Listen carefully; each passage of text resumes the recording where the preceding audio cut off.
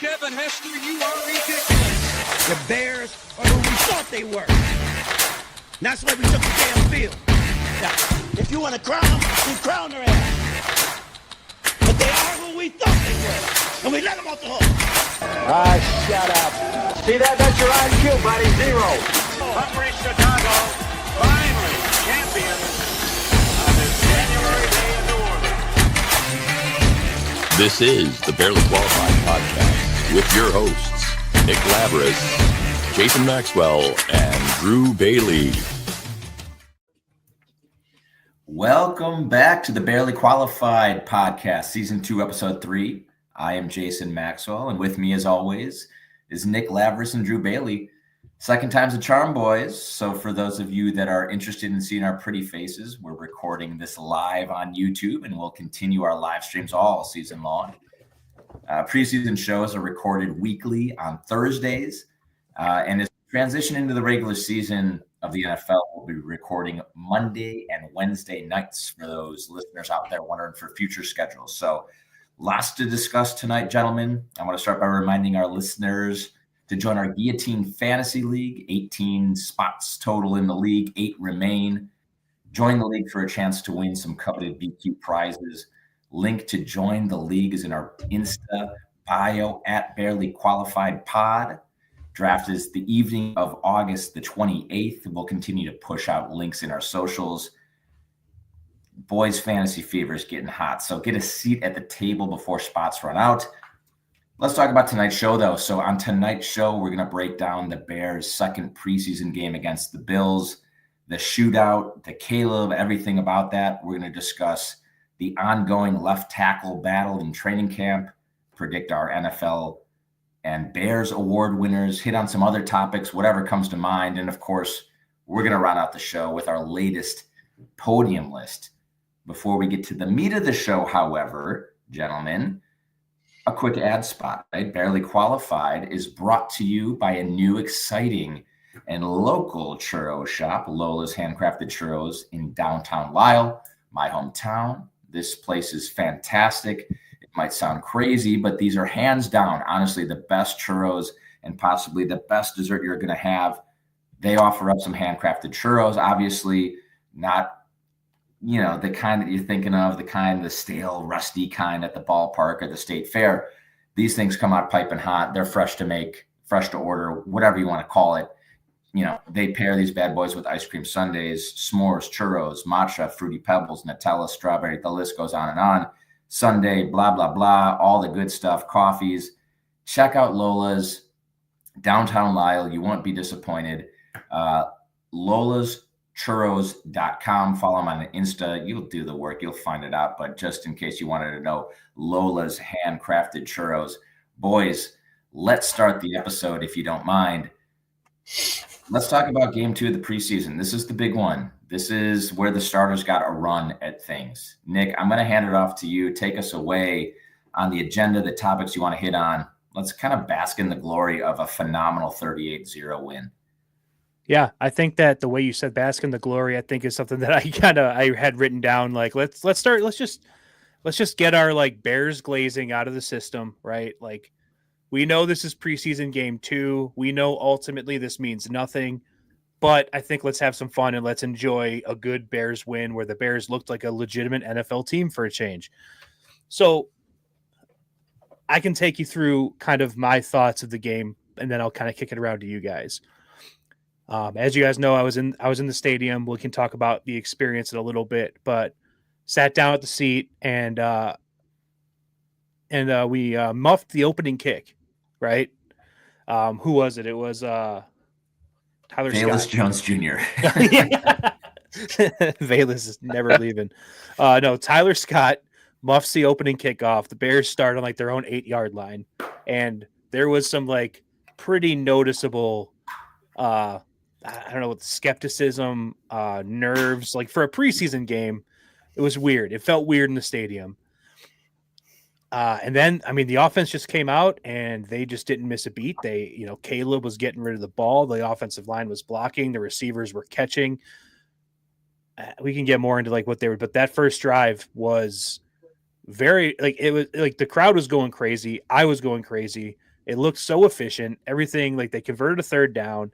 Everything looked great. Big plays, short, I think they converted like a 3rd and 4, 3rd and 5, something like that. So they got everything. It was it was just exactly the kind of drive you want your starters to do. And I don't know, so anyway, I was watching it. I was like thrilled. I was so happy with what I was watching. That throw over the middle to Cole Kmet that really kind of kickstarted the drive was something that really got like the people out of their seats at the stadium. So, I mean, again, we'll dive more into like the everything else of the game, but Drew, let me throw it over to you and let's just give the Bears their credit. Let's do a little unnecessary glazing. Go ahead. Yeah, I think I'm ready to pre-glaze Ben Johnson for how I mean, Jay titled this episode perfectly, All Gas, No Break. It seems like even in the preseason, he's ready to go and step on throats and not give anybody what's the word I'm looking for? Quarter. If old school, like not give them anything, which was amazing to see. Obviously, Nick in person, that was probably I don't want to think that it's going to be the highlight of your season, but in person, that's probably like peak right now, and seeing your boys right next to you, feeling that joy coming off of you. Mm-hmm. It was amazing to just see it work right away, and seemingly, okay, well, we were all looking for it last week. We wanted to see the starters. It worked so quickly that we just had to be like, I think Jamie Ensley, I'm going to throw him out there. It was just a quick text. Bears are going to the Super Bowl. That's what, you got to love it. It's That's hard what it's all about. Fans not to just go straight to the extreme. But it was nice that you saw everyone get the ball spread to them too. In that first drive, you had 2 Colston Loveland catches. You had Cole Kmet. You had Zacchaeus. You had Moore for a catch. And there was even an attempt to second year guy. Rome. So, yeah. So it was amazing to see that we were trying to get the spread around and the offense worked so quickly. But again, with the all gas, no break mentality, we kept seeing a lot of different things throughout the game too. We saw tons of run game included. As you see here pulled up, we had 528 total yards, like unbelievable. And there's just so much more to touch on, and we will. I think we might have lost Nick for a second here. But Jay, I want to talk to you back about the Bears here. What were you thinking was a highlight of the game more than that first drive? Well, I mean, nothing's going to get, and nothing should get Bears fans more excited than seeing Caleb's first drive. And the play calling that's synchronous with Caleb's play. It was just crisp. It was on time. It was not overly complex, right? We're talking about NFL offenses that find seams down the middle and utilize play action to make things easier on the quarterback, easier on the offensive line. And that's what we bought into. That's why we were optimistic about Ben Johnson in the preseason, in the offseason.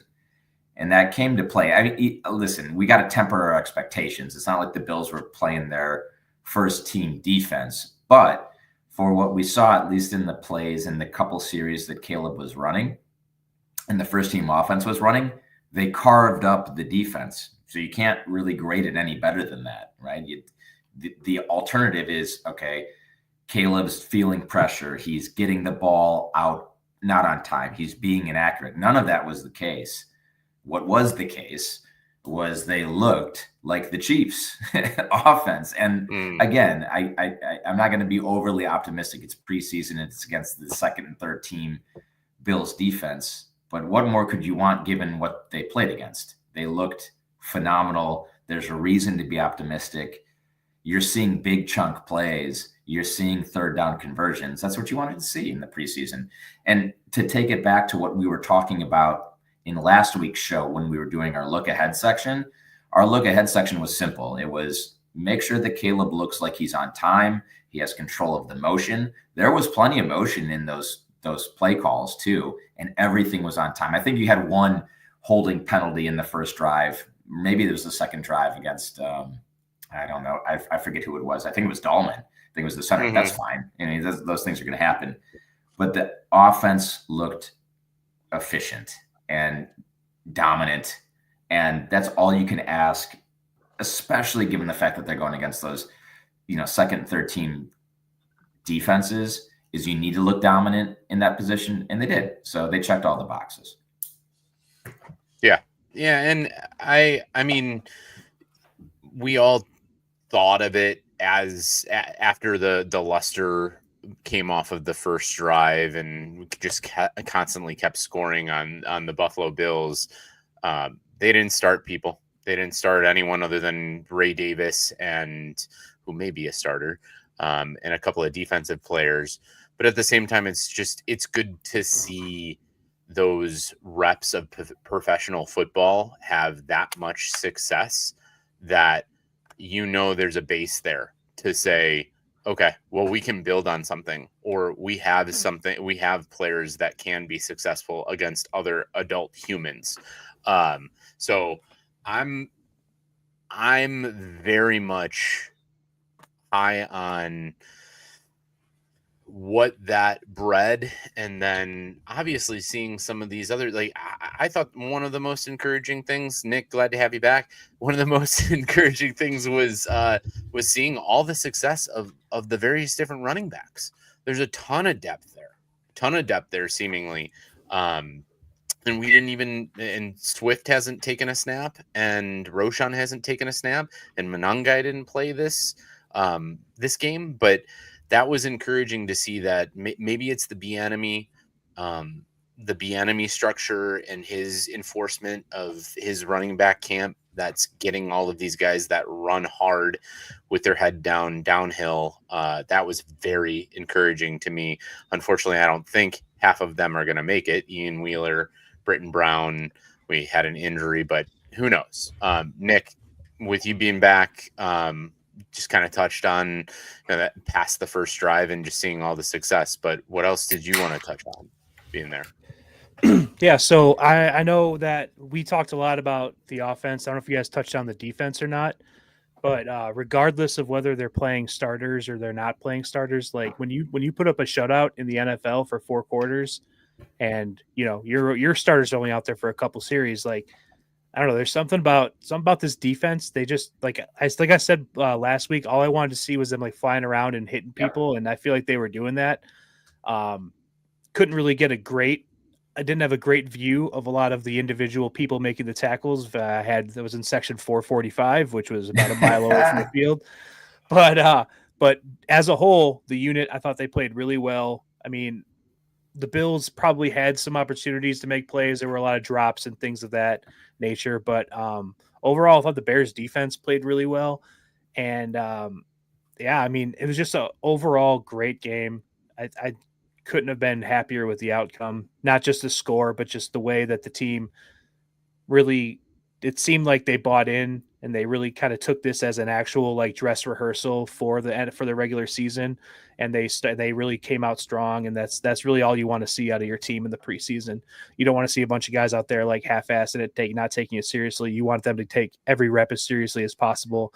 And I thought that that's exactly what the Bears did. And the Bills, maybe not so much, but also it was the Bills backup. So who knows? Mm-hmm. For sure. Preseason or not, like you said, Nick, 0 points and only 180 yards. Right. That allowed, it's pretty darn impressive. And not to harp on it, but you can only play against the people that are you're going up against. And 100%. And that's the test at the time, and it was passed with flying colors, right? I mean that there is reason to be excited. Should we temper that expectation? Sure, but are we going to? Absolutely not. Let's fucking go. Let's fucking go. This is what we want to see. We want to be optimistic. Let's let's live as fans and just be fucking optimistic for the season. It's Ben Johnson, it's Caleb Williams. Let's go. So normally we like to do in these preseasons, what do we not like? I'm glazing over that fucking section. We like everything. Yeah. Fuck that. I'm not, there's no negative. I'm normally the negative guy. When it, couple injuries. That's I was going to say, Terrell, all right, well, Terrell Smith, that was a bunt. Terrell Smith gets carted off. He's a Terrell, I'm not sure, but he gets carted off. He is he's a depth piece, obviously, at right cornerback. He is one of the fastest people on the team. He actually, reports are that he had a great camp.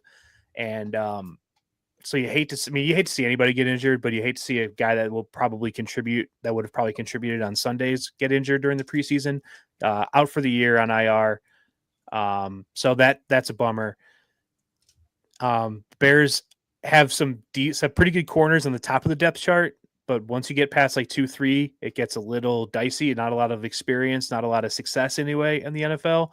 So that might actually end up being an important injury. That was a guy who last season I thought had a pretty good season when he was called upon in random, dime packages or injuries, whatever the case was. When he saw the field, I thought he did a pretty good job. So the fact that he is not going to be out there, I think that's going to really hurt our depth on the back end.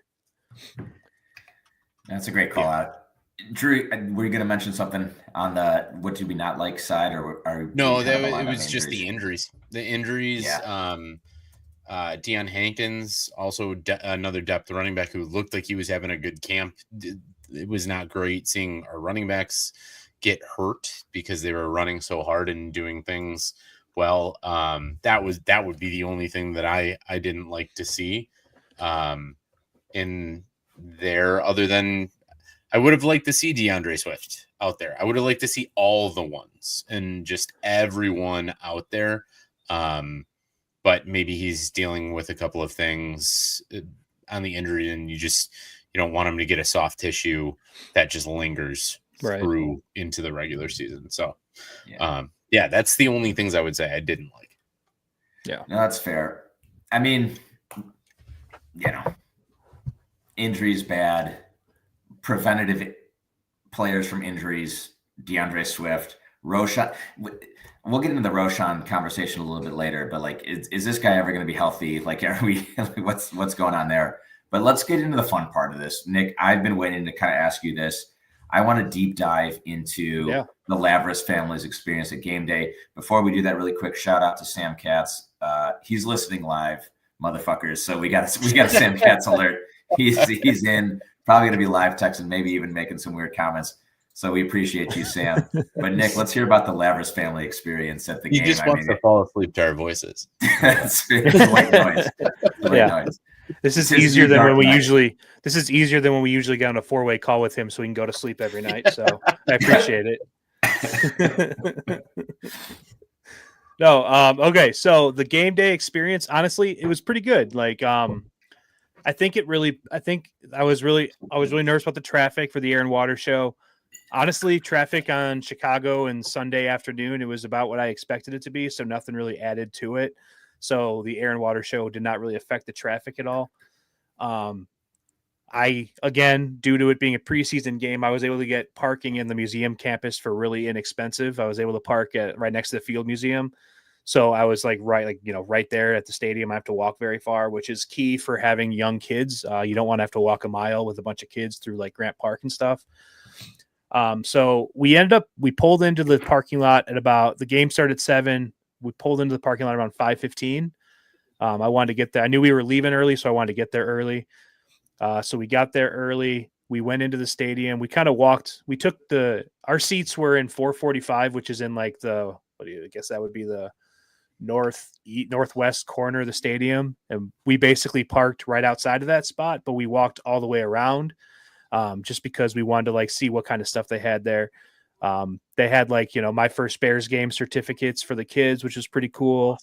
They had like the the Caleb Williams poster where a kid stand next to him and see how they measure up. And like I said last week, like my son Caleb Williams is his favorite player, so he was excited to do that. They had a section where you can like put on a Bears helmet, like a real Bears helmet, and like see how it feels and how heavy they are for the kids. And they really like that. There was also a section where they had, I don't know if you guys saw at halftime, they had like a mascot game. I don't know if you guys caught that or not. All the Chicago mascots, right? And the Eagles mascot was there for some reason. I don't know why. Yeah. It's Phil. Hey, it's Phil. I'm the Eagle. Anyway. So they were all like at this table. The kids could like get in line and like get their autographs, I guess. The line was really long and my kids weren't super into it. So I said, let's pass on that. But it was really cool. At the end of the day, though, I think that it kind of reaffirmed my stance about Arlington Heights. Like Soldier Field is like, they do the best they can with what they got, but a modern stadium built to like do stuff like this would be better. It's just Arlington Heights. I'm very much looking forward to that stadium being a thing, and not that Soldier Field's terrible. It's fine. It's just, it's all it is fine. I feel like I don't know. Maybe you guys have a different opinion on Soldier Field, but that's just kind of how I feel about it. Well, let's get into that in a second, because that was definitely a conversation piece that I want to have on this episode, specifically with what was going on. But one quick question: did you guys stay for the whole game? Did you do the leave at halftime thing? We left at halftime. Yeah, we left at halftime. Did they know it was halftime? Yes. Okay. Well, Jack did. He wanted to stay for the whole game. My younger one, Jamie, I don't think he really had any idea what was going on at any point. But yeah, we did leave at halftime. Actually, we left a few minutes before halftime to beat the traffic out of the stadium. And but we saw all 4 touchdowns in in the first half, like in person. It was awesome. And honestly, like it couldn't be a better game to bring your kids to for their first game. Bears score a ton of points. The other team doesn't score any points. Like it was like my kids were hooked. They really liked the part. Like my youngest, Jamie, he's 4, so he loves just like screaming. And one of his favorite parts was when like it was 3rd down and the stadium was like, let's get loud. It was like everybody was screaming, and he just started like screaming, like not like saying like go, but he just kept like just yelling as loud as he could. It was awesome. He loved it. So the stadium was good. Food was stadium food. Kids love that. But yeah, all in all, it was a great time. Kids loved it. And hopefully it's not the last. Hopefully we'll be doing it, annually at least. Well, you might have the Lavras family needs to go to every game to ensure the win. So hopefully the bank account will allow that. I'll just take up a collection plate for that. Yeah. No, but Nick, you brought up a great point too. I'm glad your family had so much fun. That sounds phenomenal. Kids having a great time. One of the conversation pieces that was front and center, and especially with Kevin Warren's comments earlier this week too, about, hey, Chicago's out of the picture. The only place we're looking at a stadium is Arlington Heights. I don't know if that's some kind of leverage kind of play, PR stance, whatever that might be. We've kind of seen that go back and forth over the last year and a half. That brought up a really aggressive, not in sparring, but in volume, text conversation regarding a couple of folks within the friend circle of, should the Bears move to Arlington Heights and make the suburban Mecca, that Atlanta Braves kind of stadium city, or should they stay in Chicago and honor the tradition and the grit, the blue collar nature, the be by the lake kind of culture of Soldier Field? So based on what you were saying, it sounds like Arlington Heights is still the way for you. Drew, I know personally that what your thoughts are, but I want to kind of hear your perspectives on, is it Arlington Heights? Is that what's best for the Bears? Is that what's best for you guys as fans? And what your perspective is on that? Where do we want to go? Yeah, I mean, I understand the nostalgia. I understand a lot of what makes Chicago is Soldier Field, the lakefront, the elements, all of that component. The more years that go by, the less and less I feel that there's an attachment to that stadium. The players lose that grit in the grind from previous years. They go into Hallis Hall every year, and they go through training camp in the same sort of places. But I mean, guys, look at this. How do you turn something like this down that's that close to a metro station or a train station that is very close to drop off into? It'll create 50,000 plus jobs. I said to our friend who brought this up, Kevin, the mainline word is commerce. Like, you are just creating more and more and more. And this is so much what I think of a better experience for younger generation of fans to come into and develop their fandom, to do multiple things more than just go sit in traffic, go to a Bears game, sit your butt in a cold seat, and then leave and wait in more traffic. Like, there's more activities to do. It's a very comparable thing to what the Cubs did to Gallagher Way, but with just way more space. So there's nothing that I can really say that like is holding me to Soldier Field other than, yeah, there's some nostalgia there. Okay, great. Will it still be there? Yes. I don't think the city of Chicago would ever demolish it because they can utilize it for events. They can have other things there, but you're losing the Bears because you're not giving money. So I think it's just all around the best way that you can deliver an experience for a fan, other than maybe the nostalgia figure. But you look at all of this space, they can put a shrine to old Soldier Field in any of these 436 acres among the way. So, yeah. Also, and just to kind of piggyback off that point, the nostalgia factor. I mean, the Bears were founded in Decatur. The Bears played at Wrigley Field for the first 50 years of their existence. They didn't move to Soldier Field until early 70s. And since they moved to Soldier Field, have had one championship and a lot of bad seasons. Like, there's really not a lot of fun. Like, obviously there's personal stuff at Soldier Field, right? Like maybe you probably went to your first game there, stuff like that. But in terms of like on the field stuff, 85.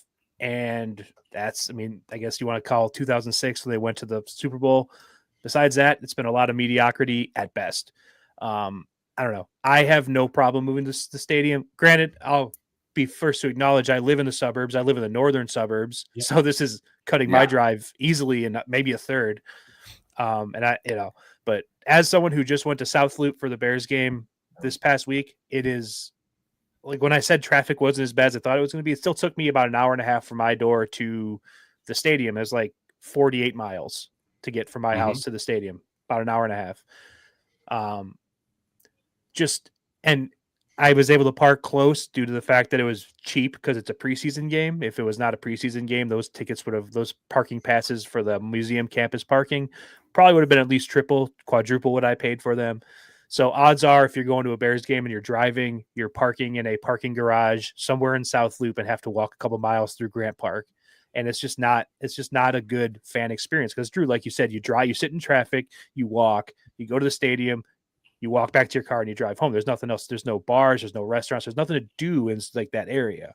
So I'm all for going to something. And you didn't even mention this. Like you mentioned the commerce, but like Super Bowls, Final Fours, all this stuff that we can, big time concerts. I know Soldier Field gets big time concerts now, but having a place that can actually handle it, I think is just, I don't know. I think I'm too old to go to big time concerts, but I like the fact that it's available, Yeah. I mean, it no doubt would be in the best interest of the Chicago Bears ownership to do this. I think it would be arguably in the best interest of the fans to have their experience be better in a dome. I'll say this. I'm going to make a stupid argument, an illogical argument to stay in the city of Chicago, but it's an emotionally charged argument. So I admit the fact that this is not going to make sense and it's probably wrong, but there's a tugging on a heartstring or two of me that says like there is a nostalgia of being a gritty city in Chicago and having to fucking go through and put on your long underwear and have a terrible time. And that is fun. There is a fun ability to be at work the next day and amongst your friends and say, listen, it was 0 degrees outside and I snuck a flask in and I put a whiskey-filled hot chocolate and it froze and I couldn't even drink the fucking thing and it was miserable. And I hated my experience there. And the Bears got wiped. Their asses got wiped by the Packers. But you know what? We got drunk together. We sang some chants together and I couldn't get out of fucking traffic for 3 hours and it was miserable. But there's like this brotherhood of misery that you can share going to a Bears game, of walking out of the tunnel and complaining. And what else am I going to fucking complain about, guys? I don't want to complain about my family. I don't want to complain about my job. I want to complain about the Chicago Bears. And there's something nostalgically magical about being upset about the shitty conditions that you have, that you can share together as fans and know that it's rotten, know that everything about the experience is going to suck a little bit. And it makes it a little bit fun. And I know that doesn't seem logical. It's probably stupid, but there's a little bit of charm in that. And, you know, what you have laid out, Drew, phenomenal, but it looks a little bit cookie cutter to me. And I think that there's a uniqueness that kind of goes away and a little bit of the magic goes away when you take that away from that. Now, to counter my own kind of stupid argument there, boys. It's like, listen, I that would put me about 15-minute drive away from the stadium. Like that, yes, I haven't gone to a Bears game in years, and I've turned down tickets to a Bears-Packers game like week 14 a couple of years ago because it was fucking freezing. I was like, I want to do the red zone. I want to be on my FanDuel account. I want to be watching the red zone, and I just don't like going to Chicago Bears games or NFL games for that whatever reason. So like, yes, would this make me more likely to go to a Bears game if it was in Arlington? By 1,000%, yes. But we all have those special memories of going to a Bears game where the experience really sucked. And it's kind of fun to bond over that. And I just want to know if that's way out of left field, if that's stupid. And I would argue that it is probably stupid, but there's a little bit of that's kind of fun that could go away. And maybe that's just me getting old. No, I think you're 100% right on. I mean, I don't think it's enough. Right. Exactly. Yeah. I don't think it's enough to make me want the stadium to stay in Chicago.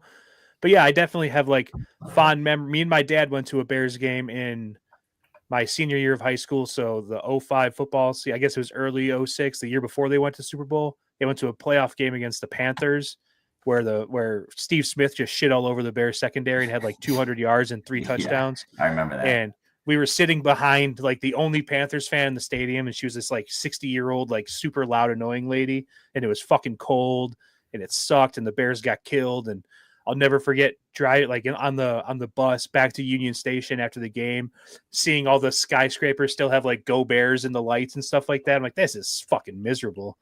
So that's, I mean, I get what you're saying. Like that is something that's like always going to be with me. It's a memory with me and my dad, which I think fondly on, even though it was such a shitty time. But at the same time, I'd rather have, maybe it was me trying to play devil's advocate. Totally. Yeah, it's hard to disagree with like having everything you could possibly want, indoor seating, a dome, all of that. Maybe that's just a tip of the hat to the old ways, the old guard of saying, hey, you know what? Sometimes fun can be had in misery, and maybe that's just me being a boomer and yelling. Well, listen, I was all for let's keep Soldier Field, let's keep everything where it is until the city of Chicago rejected the proposal for the updates and creating that campus and creating things that were that had more transit lines into the stadium and out, like in creating maybe not like what I have laid out here, but a little bit nicer and a little bit more futuristic, rather than here's your one plot of land. It's in between the McCormick Center and a museum. And then you've got the lake right there. And then you've got Grant Park on the other side. So go fuck yourself. You're not going to get more. That's where I was kind of like, okay, kiss it goodbye. I would love for it to have stayed at Soldier Field. The biggest thing to me, and I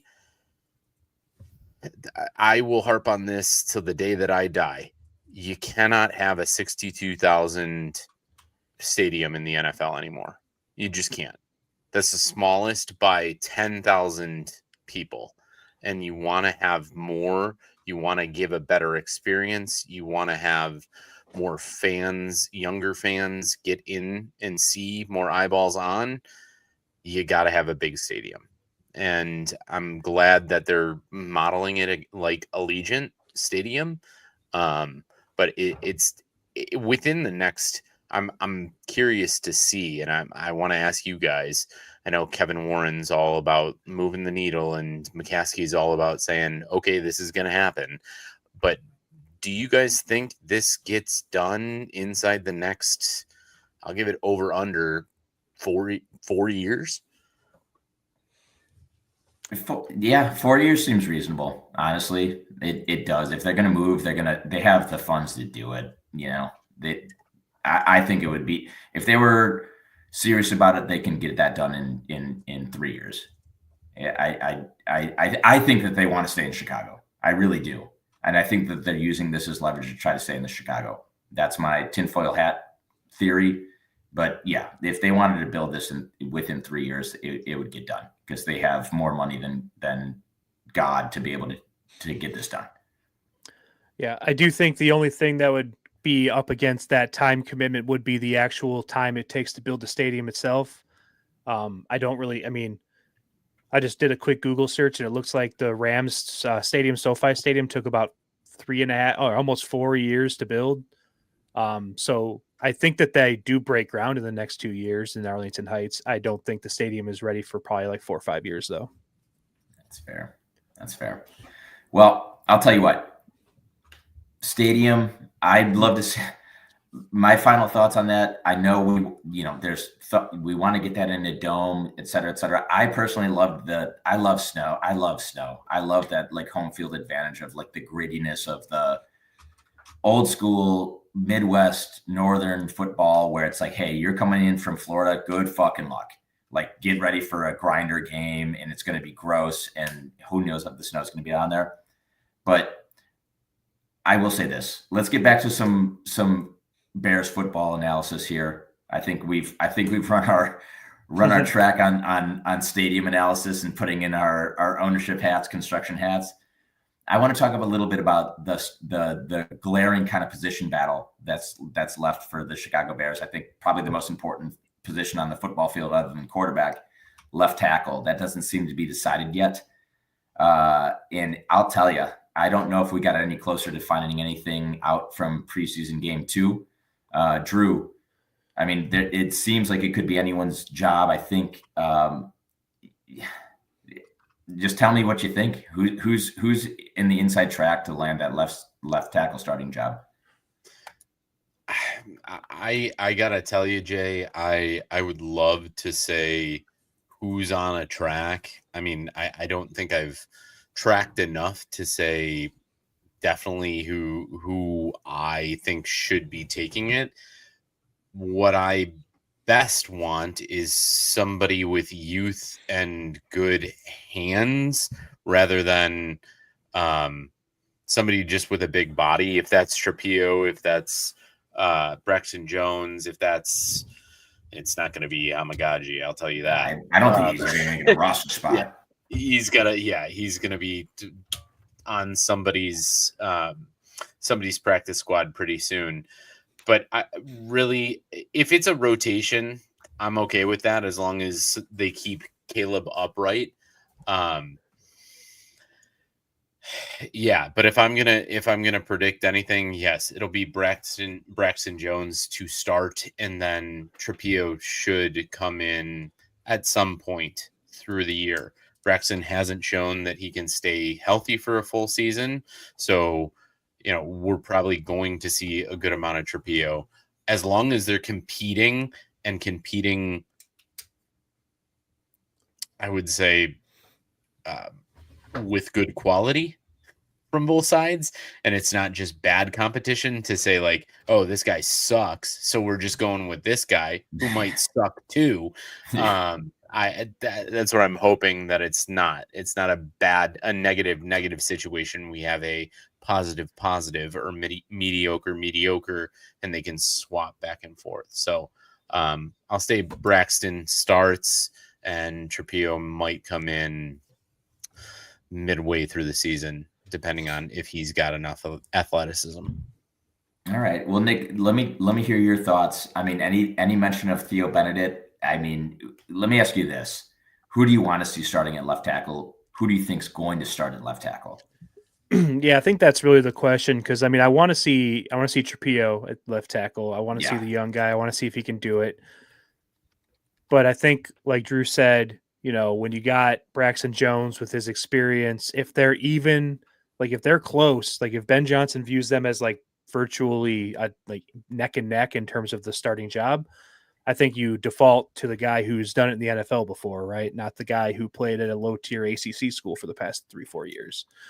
So I think Braxton Jones is probably your guy to start. And I think that, like Drew said, he'll probably work Ozzy Trapillo in there as the season goes on, have him as a swing tackle in case of injuries.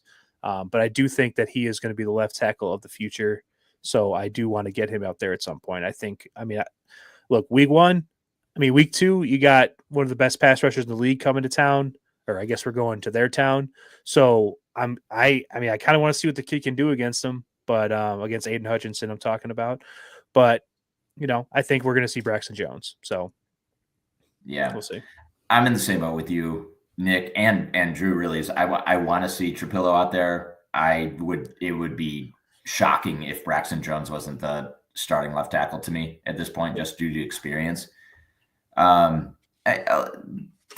kind of an underrated, understated, missing piece that I don't think is getting enough attention on a Bears team that we're very excited about. Is we don't know who our left tackle is, and we're going into prep week for the last preseason game. How scared are we about that? I mean, I don't think it's being talked enough about. Is that something that should be giving us heartburn, or are we going to just have faith in Ben Johnson and the team to figure that out? I mean, I don't necessarily have faith in I like Ben Johnson. I don't know if this necessarily falls into the I trust Ben Johnson camp as much as it's just, you know, position battles happen. It's not like we have 2 rookies that we're trying to figure out who could, you know, Braxton Jones has been a serviceable left tackle in the NFL for, you know, he's a veteran now. So I'm not super worried about it, because in my mind, that's like the floor, right? As Braxton Jones starts, he kind of does what he's been doing. It's not elite, but it's not, you know, open door like it's been, like the other offensive line positions have been. So if that's like your baseline, I think that I'm not too worried about moving into the season this way. But now, I mean, I think that as long as there's no injuries and as long as Ozzy Trapillo is not like terrible at practice behind the scenes and we don't know that, then I'd be a little nervous if you're going in a little thin. But the fact that they're battling for the position, I think the competition is good. And I don't think there's any problem with that, as long as like Braxton Jones's career, like what he's been doing is your baseline, because he's been fine. And the offensive line around him is stronger now. So he shouldn't have to be, you know, as good anymore as he's been. So, yeah. I'm going to play devil's advocate here, but I also feel this a little bit I'm nervous a lot, Jay. And that does make me nervous because of the fact that what I have been harping on for a while now and in last season was having a core and having unity through that offensive line and being, you know, them meshing together. And if you don't know who the left tackle is going to be, which is a strong part of that line, is how can these guys really mesh, block together, understand each other, their movements, who's blocking who's got the assignment, what's my assignment, that sort of shit that makes me very, very nervous. And the fact that, I'm going to go there before this wonderful game of 38-0, there was a lot of reports that our offensive line was in shambles, that we couldn't get a procedural right. There were so many so many offensive line penalties, false starts, holdings, enough to where Ben Johnson had to take the offensive line, the first line, off the field. Okay, yeah, it's real now. gentlemen, I brought it back to that. So that scares me. Yes, you get a pillow walk-in 38-0 win against a second or third team, and now I'm hearing things that, okay, yeah, we might be okay, but that is still a glaring thing of, if I can't decide who my left tackle is, how do I know that 5 gentlemen aren't going to be able to mesh together? And now I'm going to the negative places that I've always been. So it does have me a little nervous, Jay. It does have me a little nervous, and a little bit of the repeat sort of feelings that we've had with this offensive line again and again. So, yeah, I mean, warranted. So let's round out the recap of this beautiful 38-0 beatdown of the Bills. I know we had some other things we want to touch about on the agenda, but Nick, start us. Is there any other thing that you wanted to kind of call out regarding this game? Then Drew will pass it over to you. Not necessarily. One thing I just want to say, Drew, I mean, just to kind of follow up on Drew's last thing you were saying, is that, the meshing and stuff, like, that's what, I mean, they practice all the time. They're flipping in it. Like they're flipping both guys into the starters with practice. They're not going to be unfamiliar with each other. I don't think that's something you need to be worried about. But in terms of this game, I mean, it was good. You got a lot of good film out there. You can watch it and say, like, all right, this is the right way to do it. But at the end of the day, like, us fans, we can be like, oh, our Bears won 38-0. We're the best. But nobody in that team should be looking at that film and being like, well, we got it made now. Like, we need to make sure that this team cannot, like, this team hasn't earned anything yet, and they have no reason to be like, I'm not saying they are, but like, they can't get cocky because they beat a backup and third string Bills team 38-0. I hope that that's going on in the room. This is the part where I do trust Ben Johnson. He's not going to let them be like, all right, yeah, you guys haven't done anything. This means nothing.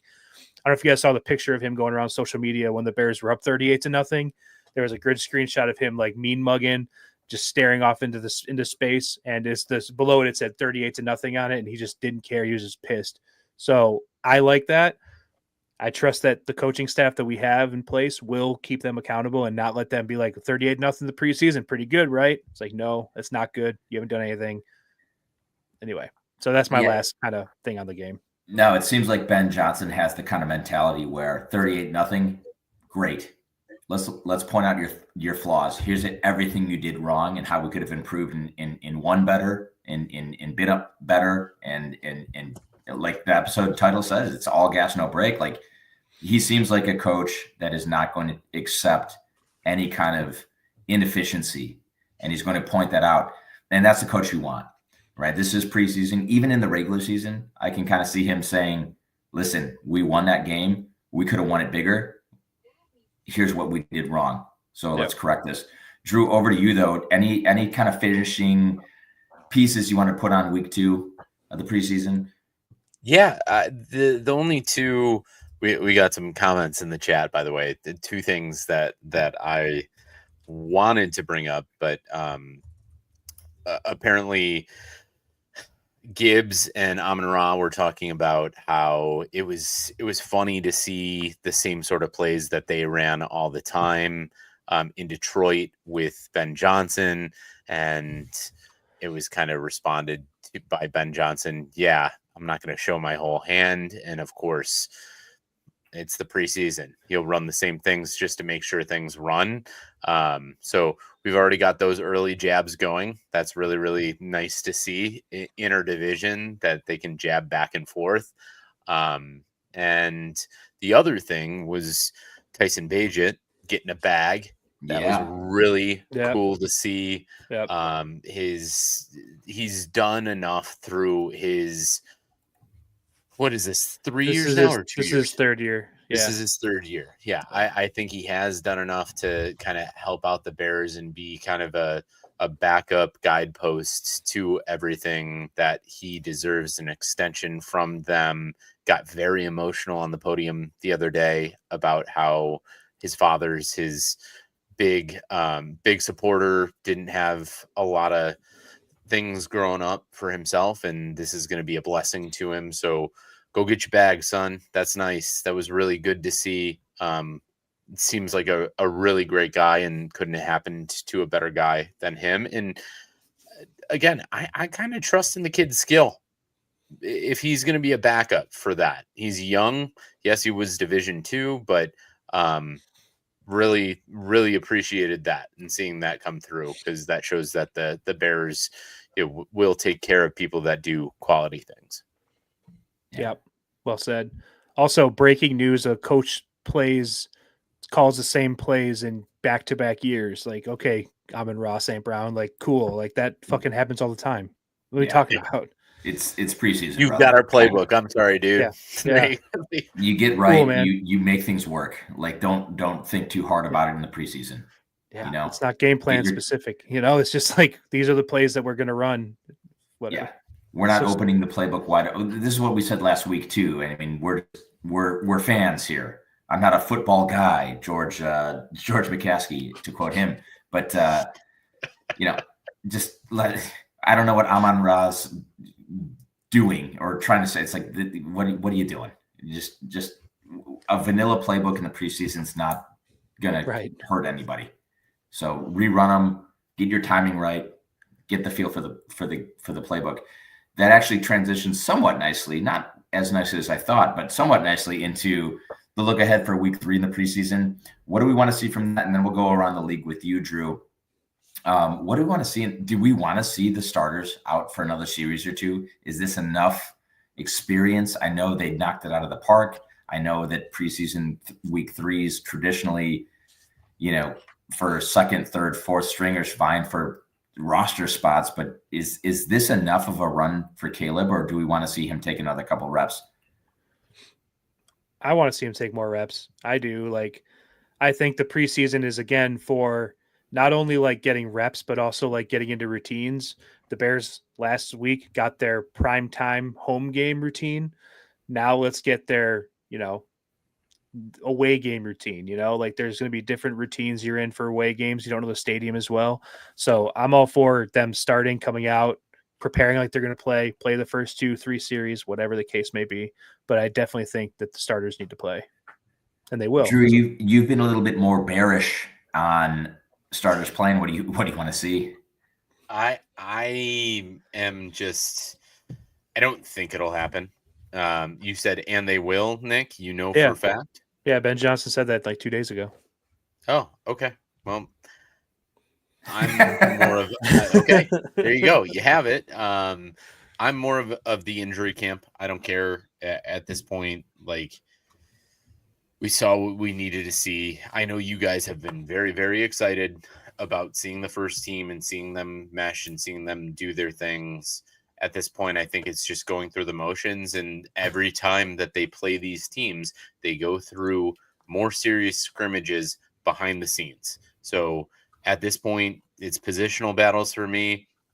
Those are the types of things that I want to see them get quality players in the depth of their roster, rather than the guys that are starting and we know are going to start. So I don't need to see it. I really don't. In my mind, I know who my starting lineup is going to be. I would like to see more positional battles and just depth in the roster, get exposure to the bright lights. And behind the scenes, they can do all their things in their scrimmages. That's my take.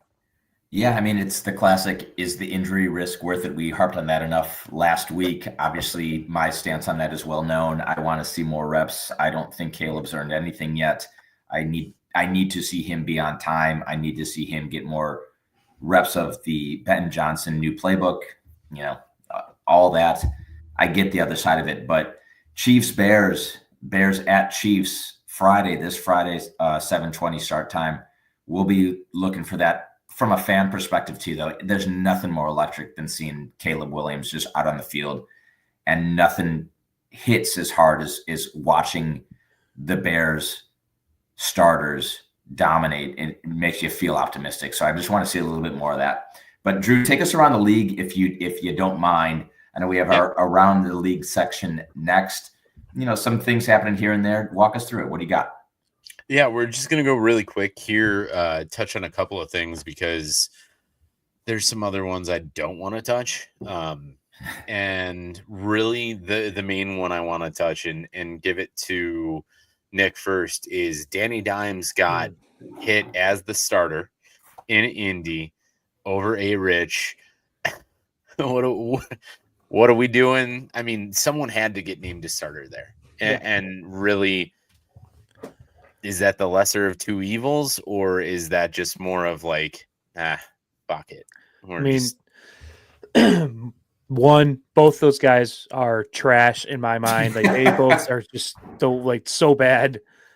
And I mean, I think this is Shane Steichen trying to extend his career in Indianapolis more than anything. Because, I mean, if all things are even, you probably go with Anthony Richardson because you drafted him, 4th overall or something like that in the top 5. And you probably want to just really kind of, ride that out as long as you can. But I think Shane Steichen is probably realizing he'll be on the hot seat this season. I think Daniel Jones, while not much, gives you a slight upgrade over Anthony Richardson. Maybe. I don't know. I think so. But I think this is just Shane Steichen saying, I'm going to do the best I can to win now. Don't really care about developing anybody. So either way, I do not envy them to be in that situation because that's just the worst. Like that's like maybe the least entertaining QB battle of all time. Like it's just bad on bad. It's like the comedy of errors though. You just want to see it and you want to hear the carousel that goes dun, dun, da, da, da, da, da, da, da. Like what how Sports Center used to be of that. Jay, do you think Danny Dimes lasts more than a couple of weeks, or are they going to flip flop? I think it's just going to be the carousel, like you said. And shout out to Sam in the chat. It's just another perfect opportunity to call out Paul with his terrible fantasy management and drafting Anthony Richardson, having Danny Dimes on his. I mean, these are two of the worst quarterbacks potentially of the last, like the all decade, like non all Madden team. These guys are front and center. I'm shocked that, I mean, the upside has to be higher with Anthony Richardson because you don't know. And I mean, you know what Danny Dimes is. Maybe they're looking for that Sam Darnold effect. It ain't going to be that with Daniel Jones. We know that. But no. God, thoughts and prayers to the Colts. That sucks. Yeah, I mean, we felt it plenty of times in Chicago. So it's nice that they can feel it in Indianapolis we're way post Peyton Manning, but Peyton Manning, Andrew Luck, all of that. But yeah, go fuck yourself, Indianapolis. Yeah. So next, I got just quick touches. Quinshon Judkins is still not signed. We thinking he gets signed. I know this is more of like a kind of dynasty fantasy look. He got cleared from his domestic violence. Are we thinking he gets signed because that Cleveland backfield is pretty deep right now, with a lot of trash? But Nick, you thinking he's gonna get signed? Well, based on Cleveland's like past, I assume he's gonna get like $100 million fully guaranteed. That's it. Yep. Yeah, he'll get signed. They don't give a shit in Cleveland. No. Only way to answer that question. Of course he will. Yeah. They have no moral compass. So yeah. None. Yeah. And nor should they. They're a sports team. Who cares? Like they're gonna root for your team no matter what. Like if the Bears had bad people, like I would still be a Bears fan, Yeah. No, that's how it goes. Jay, and I'm gonna continue on the violators trend. Yeah. Yep. How many games do you think Rashee Rice is getting? Truly, because it looks like he's going to open the season with the first 4 games, but the NFL and the CBA, they are debating how many games he should get for his whatever that road rage was. How many games do you think he's getting? This is interesting because I think that they're trying to make I think that the NFL is trying to make a stand where hey, we're going to be tough on something at one point, and they just don't have a good history of that. And the union obviously has a great history of saying, listen, our players can do whatever the fuck they want, and they're going to get on the field. I think this is going to be more severe than people think. And in what the NFL was throwing out double-digit suspension games. That was their initial bartering chip. When that comes, that was unprecedented in the NFL. So I can see him getting 6 games. I would say 5.5. If you set the over/under at 5.5, I'd flip a coin. I think it's well documented that I spent a lot of dynasty draft capital in Rashee Rice. So I'm hoping it's on the 3 to 4. I think it's going to be in the 5 to 6 range. Okay. All right. That's not fantasy advice, by the way, for all you listeners out there.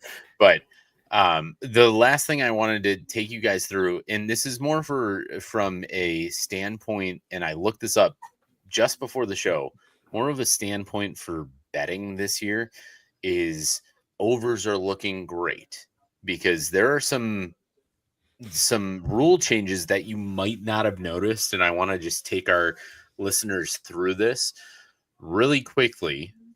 This season rule changes you might not have noticed. So this season, the NFL is advancing touchbacks another 5 yards with drives starting at the 35 now. They were starting at the 30 range. That's almost field goal range for the Jaguars. Yeah. Amazing. So you've got that. So there's an over. The next one, expanded replay assistant, is now going to monitor incorrect flags with face masks, horse collars, tripping, all of those things. So honestly, it's better. It's AI assistant at that point. I really like that. Because of the fact that, humans err a lot. And I think the overs are going to kind of trend towards penalties that shouldn't be called. And then the last one, this is an under trend. We've got a flex on Thursday. It used to be 4 weeks. It's now going to be 3 weeks. So if there's a bad matchup, they can flex it 3 weeks out instead of 4 weeks. So keep your minds on Thursday unders and Thursday money lines if you do see a game get flexed, because that could possibly be a good betting trend. That's all I got for around the league. I think we'll bust into some early predictions and talk about some MVPs, other things. But you guys got anything else around the league before I run into a shout out to Chucks?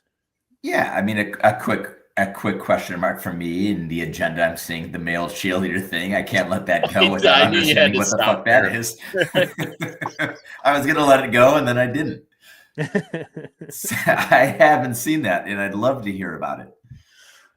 Well, so apparently there has been, and I haven't noticed this, but there have been male cheerleaders over the past 3 to 4 years in the NFL. And it was now put under review if male cheerleaders should be allowed to be in the NFL. Huge debate, Jay. Honestly, it's been on every big mainstream media coverage. And should it be? I don't know. But here's the thing, is the pictures that they are showing of these male cheerleaders are not gratifying ones, because you look at college male cheerleaders and they're these big buff dudes that are lifting the women over their heads with 2 singular hands, and you throw it in the NFL and it is not justifying, if I'll say the least. Okay. So maybe that's why they're going the other way. But next week, we'll leave that for next week. I'll let you look it up, and I'll let you read a couple of articles, and we can debate it if you want. But yeah. There's a commenter, and his name seems to be anonymous on the chat, but someone said they should only be allowed if they wear incredibly tight shorts. So we'll see how that goes. But I'll enlighten myself on that subject. I probably shouldn't have asked about it, but let's go to the Chucks read, Drew. All right. Hey, BQ Army. Are you looking for your next great place to enjoy a Bears game with great food, drinks, and people? Well, look no further than Chuck's Southern Comforts Buffet on Cass, just off of 55 in Darien. Chuck's has great food, drinks specials, and many other things for every day of the week. And for Bears games especially. You can find a link to those there in our descriptions. They have our menu, or they have a menu in there. And we also have everything in our bios and socials. We recently attended for Jay's daughter's baptisms there, and I was very impressed by their rib tips, the $3 PBRs and $5 Yanglings. And they have plenty other Sunday specials that you can get on. With a wide open layout for bar patrons, which includes the slots I know Jay has lost on plenty of times, seated for dinner guests, and wide open private event spaces, Chuck's has everything you'll need for your next outing. So get on down there and tell them the BQ boys sent you. And maybe we'll even see you for a couple of Bears games here or there. So get on down to Chuck's. We appreciate you guys. We're going to get into some NFL and Bears predictions with the awards this year. First off, I know we finished our Super Bowl predictions. I know you guys have definitely remembered what you picked last week. So I'm going to recap it for you if you didn't. Nick, you had a Bills Super Bowl winner. Jay, you had the Lions. I had the Ravens. And you can all find that back in our way too early predictions. I think I posted that. If I didn't, I'll repost it on Instagram for all of you guys. What I want to start off with is MVP. Nick, I'm kicking it to you first to talk through MVP. Who's winning your MVP for the 25-26 season? Yeah, I mean, I think the MVP for me, I mean, you saw in my way too early predictions, I had the Bengals going pretty far. I think I had them going to the AFC Championship game, losing to the Bills. I'm going Joe Burrow. I think last season, Joe Burrow put up MVP numbers. It's just they didn't make the playoffs, and they had some bad losses early, and they had a historically bad defense. I think that the Bills get into the playoffs this season, or the Bengals get in the playoffs this season, and I think Joe Burrow is the main reason why, and he's going to get the MVP this season. Yeah, Nick, that's tough to argue against. I had, circled in multiple times. That was my same pick. I love Joe Burrow. He, in my opinion, is hands down the best quarterback in the league. You know, the only thing that would prevent him from being the MVP is what prevented him last year. Correct. He was the best quarterback in the league. They weren't a playoff team, and that's what's going to get you, right? You know what? Did you watch Quarterbacks on Netflix at all? I didn't, but I've seen clips on Instagram. I saw a really cool clip of like him, Kirk Cousins, and who was the other guy they did? Jared Goff. Jared Goff. And they were like talking about like pre-snap reads and stuff like that. It was one of the coolest things I've ever seen. So I'm going to check it out. Really freaking cool. I highly recommend. It's an easy binge. Yeah. It's really impossible not to like Joe Burrow. Like his nickname, Joe Cool, he really is the fucking coolest dude. Like it sucks because I'm like, why am I so attracted and horny to this man? But I am, and I was. Perfectly He bought a goddamn Batmobile. Dude. Yeah, he's fucking cool, and he's also just so good at quarterback. It's unbelievable. I can't have a prediction that's not Joe Burrow, just because I think he's actually the best football player in the league. So I'm just going to keep it simple in that regard. I wanted to, Drew, before we go to you really quick, one of our anonymous commenters who had a wildly inappropriate comment in the chat, so we might need moderators and such as our popularity grows. Was asking really quick, percentage wise, what is the probability that Caleb Williams gets an MVP this year? 3%. Yeah, I think that seems about right. Yeah, I was going to say about 5. Yeah. Cool. I mean, I would be very curious with that if that listener has looked up the DK odds and could tell me them right now. And if he can, just go ahead and post them, and I might throw $3 on that if that's the case. Not? Why the hell not? A little sprinkle. So to go along the lines with my Super Bowl prediction, I am going to take another MVP for Lamar Jackson. The third one. The Ravens winning the Super Bowl. I do think this is the year that Lamar can do it. He does have a compliment in Derrick Henry, but it seems like every year more and more that Derrick Henry gets stronger. Lamar still performs to his statistics. So I'm going with Lamar for MVP. And that'll go to the next.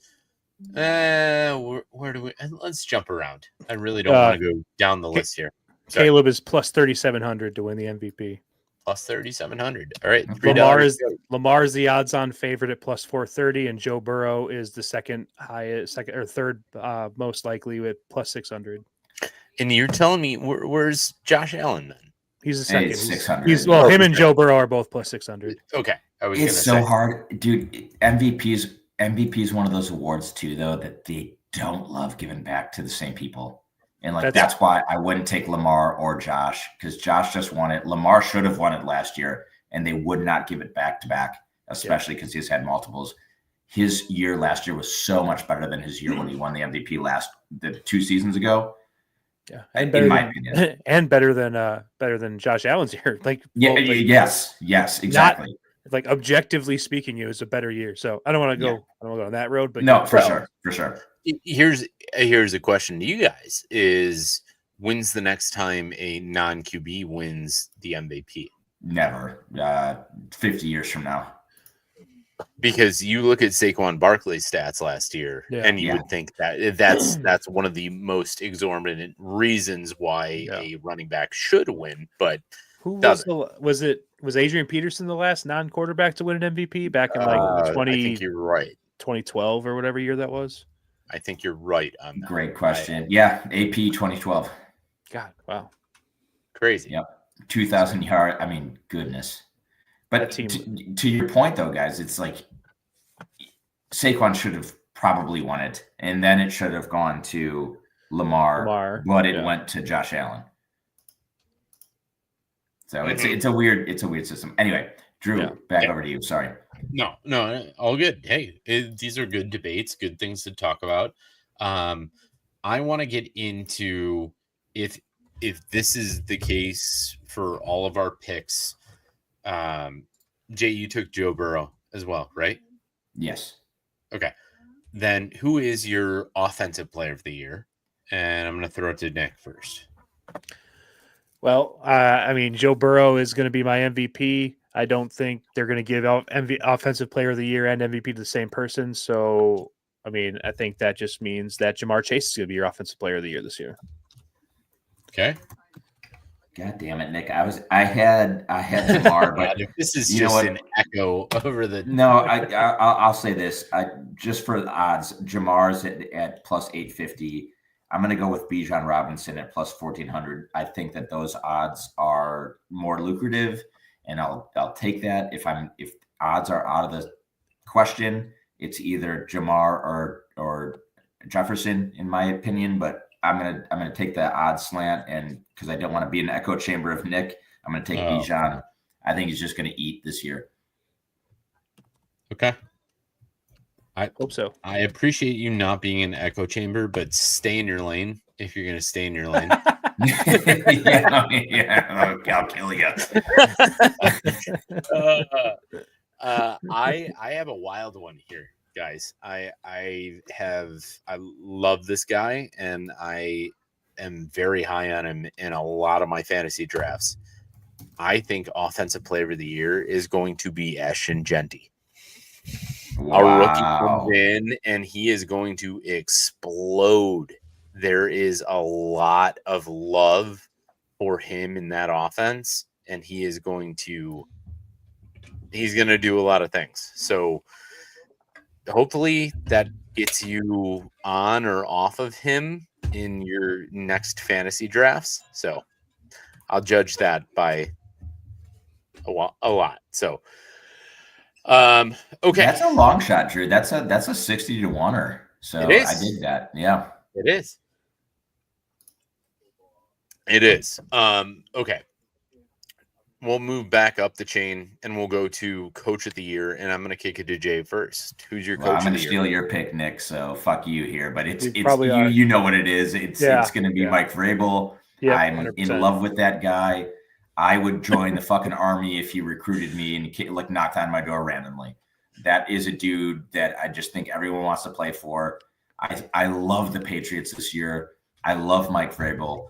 It's very, I mean, and also, who doesn't love a coach of the year candidate from like the worst team in the league, a 4-win team to whatever they're going to be? I just think that is writing on the wall that he's going to win this thing. I mean, I think him right now at plus 750 is free money. Like there's no way he's not like Patriots unless they win like 3 games this year, which I don't see happening. Like I think that is free money. Coach of the year, Mike Vrabel. But sorry if you had more to say. I was gonna say, nope. Can I give you guys a room? You know, I'll go away for no. I'm gonna pick somebody else.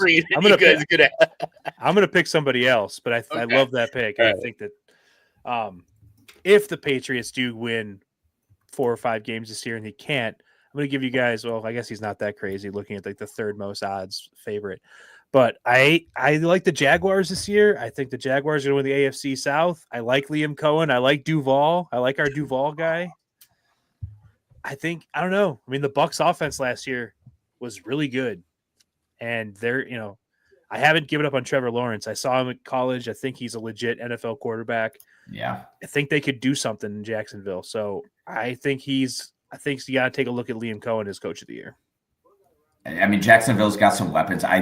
Listen, I love Trevor Lawrence this year. I think that he's the most looked down upon fantasy quarterback. Well, Daniel Jones. But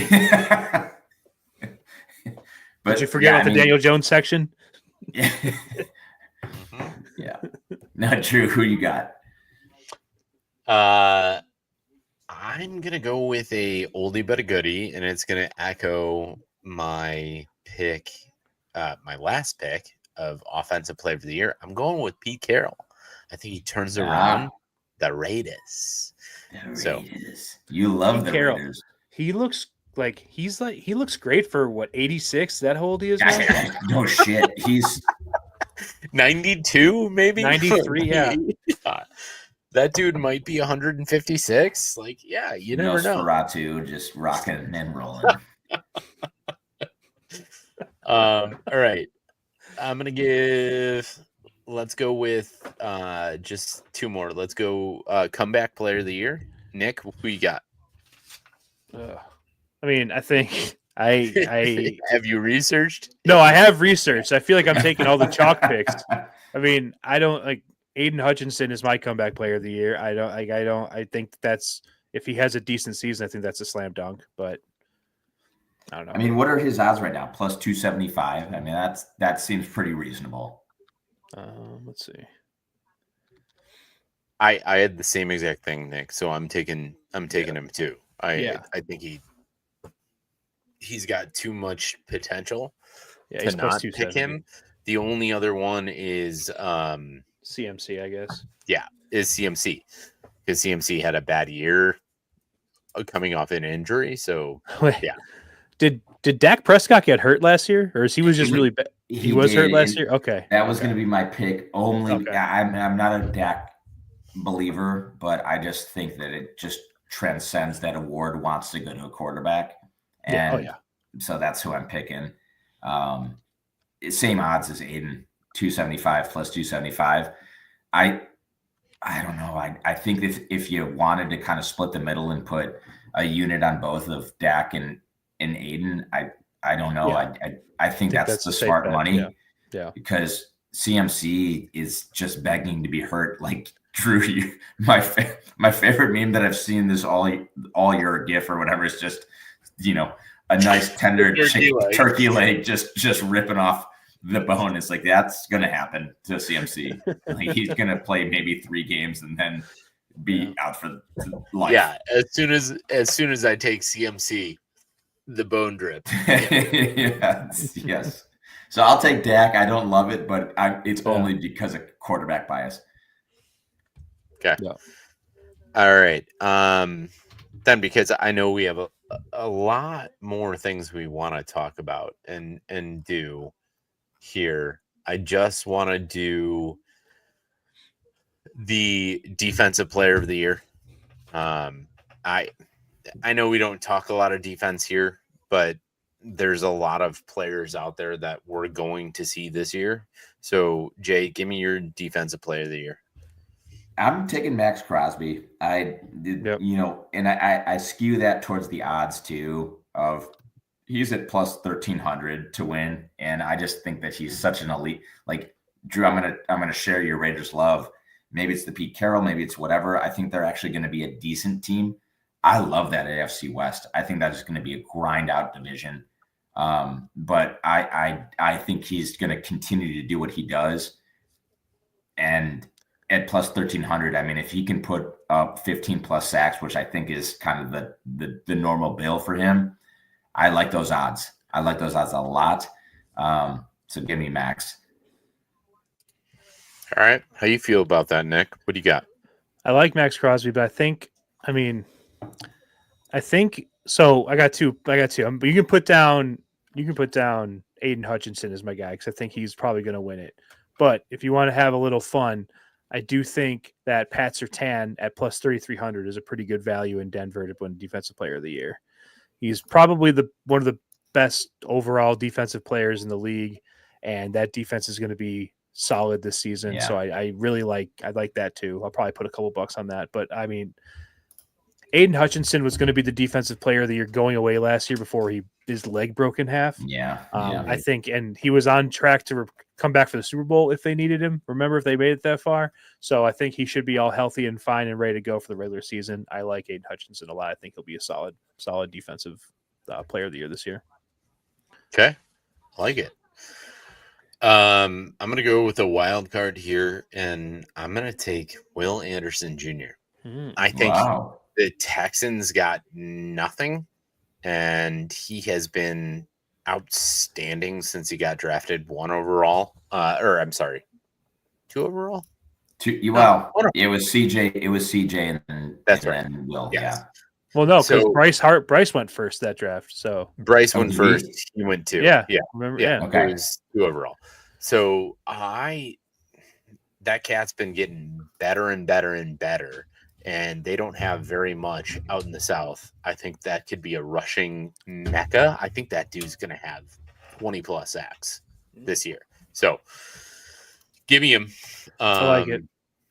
That's my wild card. And all right. I think maybe we save Bears MVPs next week. Yeah. We'll do that stuff going into the season after we see the final preseason. So, Jay, take us in the fantasy corner. Yeah, I mean, let's talk a little bit about the Guillotine League, right? I mentioned it at the very beginning of the show. There's still 8 spots available for those listeners who want to just join the Guillotine League. The Guillotine League, of course, it's like a Survivor Fantasy League. So you have the lowest points total. We'll see you later. We'll talk to you never again. And it's a lot of fun.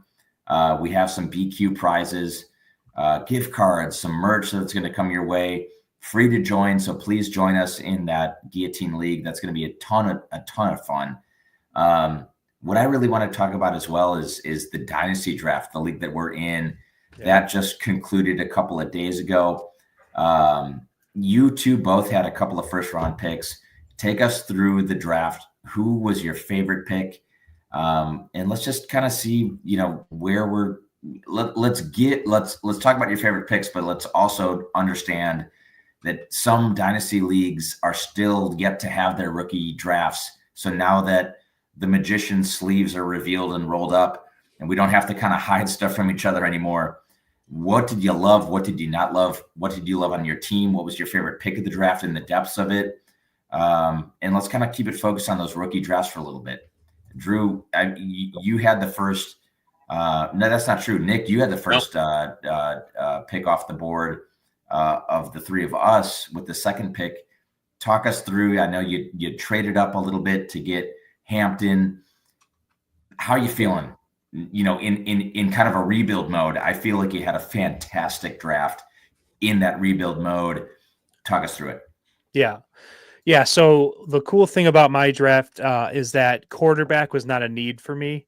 I have Drake May. I have Baker Mayfield. So I'm pretty solid at quarterback. I also have Russell Wilson if I like bye weeks or whatever. But so going into the draft, I knew my strategy was essentially get as many dudes as I can, right? Just get as many dudes. Like my team is sufficient, like dude sufficient, or we needed dudes and I didn't have any. And now I have dude in that. That's all I was, that was my strategy. It was like, okay, who's the best player available? How can he, like, can this player, like, is this player, like, can I project him to be like a starter this year, next year, 2 years down the line, whatever the case may be? Do I have any any superstars potential on my team? And I'll tell you, my favorite pick of the draft that I took was one of my last picks was, where'd he go? Is Ja'Cory or Bill Crowley Merritt for the Commanders, the running back. I love him. The fact that he fell to like 24 or whatever. Yeah, 24 to me in the third round. I was thrilled. I was watching the last like 4 picks before my last pick or before my next pick come up, just like praying he didn't get taken. Well, it helped that Brian Robinson also came out with a couple of things that he wasn't going to get signed. So I'm with you. I mean, I was gonna pick him regardless before all that stuff, and he fell to me still, so it worked out great. But yeah, so that was my favorite pick. I mean, the one that I was kind of going back and forth on was, this is kind of when I like really put my foot in the ground and made my decision on my strategy. When I was up in the first round for my second pick in the first round, RJ Harvey, who I really had had my eye on, went the pick before me, and I really, really wanted RJ Harvey. So I could either reach for a running back that I didn't think was actually worth the first round grade. I could start the tight end run, or I could take the best dude available. So I took Emeka Egbuka right there, and I really, really, really like him. And it also, you know, literally like the day after, like the Bucks like starting third receiver, Jalen McMillan got hurt. Yeah. It's like probably going to miss like half the season. So whatever. But that was like kind of what I was like, okay, my draft strategy went from like take as many running backs as I could to just take the best dude available. And I think Emeka Egbuka is going to be one of the best receivers, like one of the best players in this class. He's my favorite player in the draft. It's calibrated for value. No, calibrated for value, though. I think that him at 1.8, I think that he's the best wide receiver in the draft class. Okay. And I love that pick. Drew, you also had another one of my favorite draft picks in Trevion Henderson. I think that is going to be the next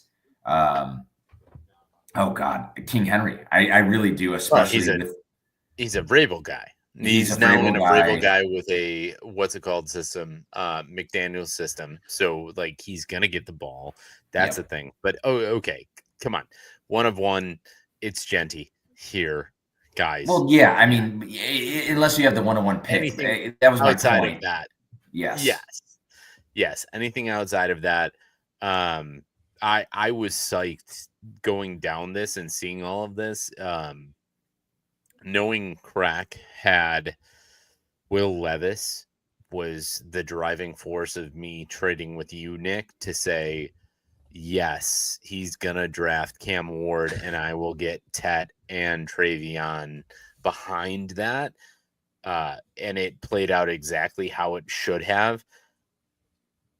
I'm very concerned. Can we for a second transition into talking about Travis Hunter? And this guy might not play, period, for Jacksonville, because apparently he has been doing wind sprints for the team instead of playing on either side of the ball. Got a couple of Twitter messages today to say he is not doing anything other than calisthenics. So I don't know what to judge about this guy. He's a talent, but how do you judge him? That was, I was never high on Travis Hunter. He went 6th overall in our draft. I didn't hear that news, honestly, but I'm just it's so cautious about being a potential two-way player and then only being able to draft him as a wide receiver. You just don't know how that's going to play out. And that's a lot of draft capital to put down. The upside's there. Let's not be 100%. He could be the best wide receiver in the draft class. It's just too much risk for me. That's why I liked Egbuka a lot, and I just think that he's a freak. I really do. So if I was in the position of 1.6, hell, my board was Genty, Hampton, Henderson, Egbuka. That was my top 4. So that's why I like you guys' picks there, because you got them, deeper in there. I wouldn't have drafted Cam Ward. I wouldn't have drafted McMillan. I wouldn't have drafted Hunter. Hunter was the one that I was the lowest on. And listen, even if I was there in 1.9, 1.10, I would have taken Loveland. I would have taken someone else over him.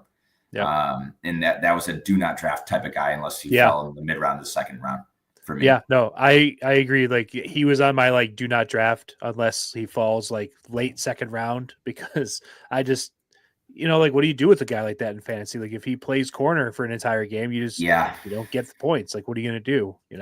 And now this news that Drew throws out there, I don't know. It's a tough player to kind of figure out fantasy around. Yeah. Yeah. I'll say this too. I'm not trying to lather you guys up, but I loved, Nick, you got Luther Burden. I think Luther Burden is going to be fantastic. And I had Jackson Dart graded as a first round guy, right? Whether you're in a 10-person league or a 12-person league. Here's the thing. I was sitting there. Okay, let's play this out. Obviously, through one round, we've got the 2 tight ends get taken at the end of the first round. Matthew Golden, Caleb Johnson. I thought Caleb Johnson was dropping to you. Same. Which would have been that's what I wanted. Absolute perfect 1A pick for you. You would have taken him. Yep. And then I could have taken Judkins, or I could have taken Burden, because that was my guy. I wanted to have him paired up with Caleb. And it drops down to you, where I was very up in the air of who you were going to take.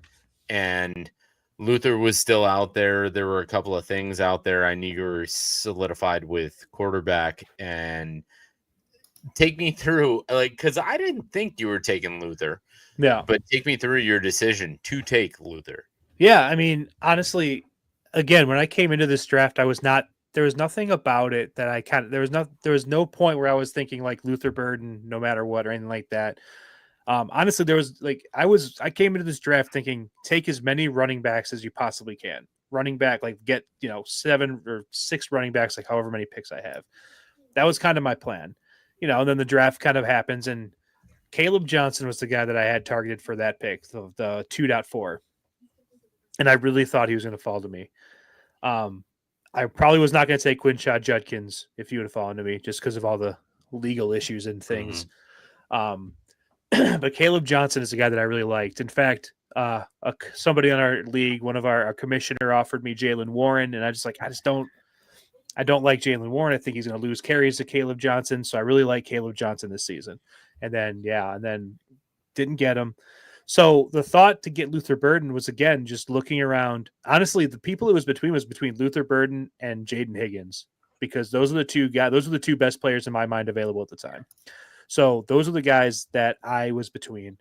I like Jackson Dart, but quarterback was not on my board at all. So I was between Luther Burden and Jaden Higgins. And then I took Burden, and then I also eventually got Jalen Noel, who could eventually take targets away from Jaden Higgins. So I'm really hoping that's the case. But but I do like Jaden Higgins a lot. But Luther Burden was just, I thought, the best player available. And again, that's like, I just need my team is really bad, and I'm just trying to put as many future Pro Bowl players as I could. And I thought that fit Luther Burden better than anybody else on the board. No, I think honestly, I think he was top 16 in rookie drafts that I was seeing around. So that's why I was shocked to see him come off. I thought maybe he'd last to me to go a Caleb him contact, but I still think it's a great draft for you right there. Especially not needing a quarterback. And that's why I went with Jackson Dart afterwards, just to go, fuck, I'll just increase whatever stock I have in quarterbacks. Yeah. Jay, take me through the rest of this, or, down near the end, I know you have Dylan Sampson. Did you see anything that you got back into the draft for, or wanted to get back into the draft for? What was going through your mind?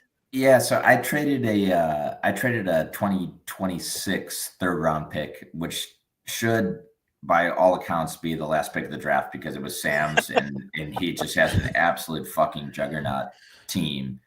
But I like Dylan Sampson. I like Woody Marks as well. I think that Woody Marks for me, I traded up 2 picks to take Dylan Sampson, but I did that because it's the Quinshon Judkins factor, and in the Browns running back room, that could actually be a high upside pick, and so I wanted to have an extra running back on the team that could be a RB1 right out of the gate. I don't think listen, you look at him in college, he set all of the Tennessee records for rushing yards and touchdowns. And, it's a gimmicky offense. I'll give the haters of that credit there, but he runs hard, and and I like the tape that I saw on him.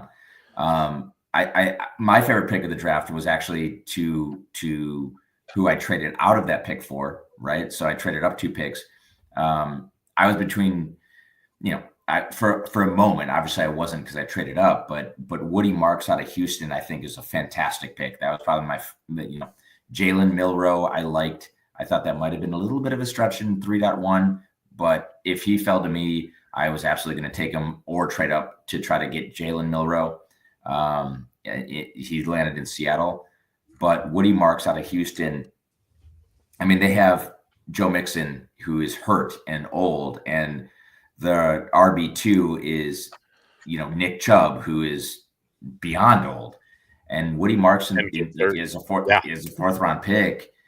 Is very reasonable to win out that starting running back job, and I think that was a pick that if I could have done it all over again, having the ability to not trade up, I probably wouldn't have. I don't value a deep third round pick for very much, and I just wanted to get a guy. I wanted to be active in the draft. Yeah. If I could have done it all over again, not traded up and either had Sampson or Marks or who's the New Orleans potential, he's the rookie Shuck, quarterback. Tyler Show or Shuck. Tyler Show. Yeah, he pronounces it Shuck, which is I know that sounds stupid, but it's weird. It's a weird pronunciation. Yeah. Great debate point that we might bring up next week. Just because we're getting in the tooth. I know there was a huge hot point there. We'll get to that. We'll leave the listeners, a little cliffhanger there for next week. But yeah, that was it. It's hard. The third round is always hard.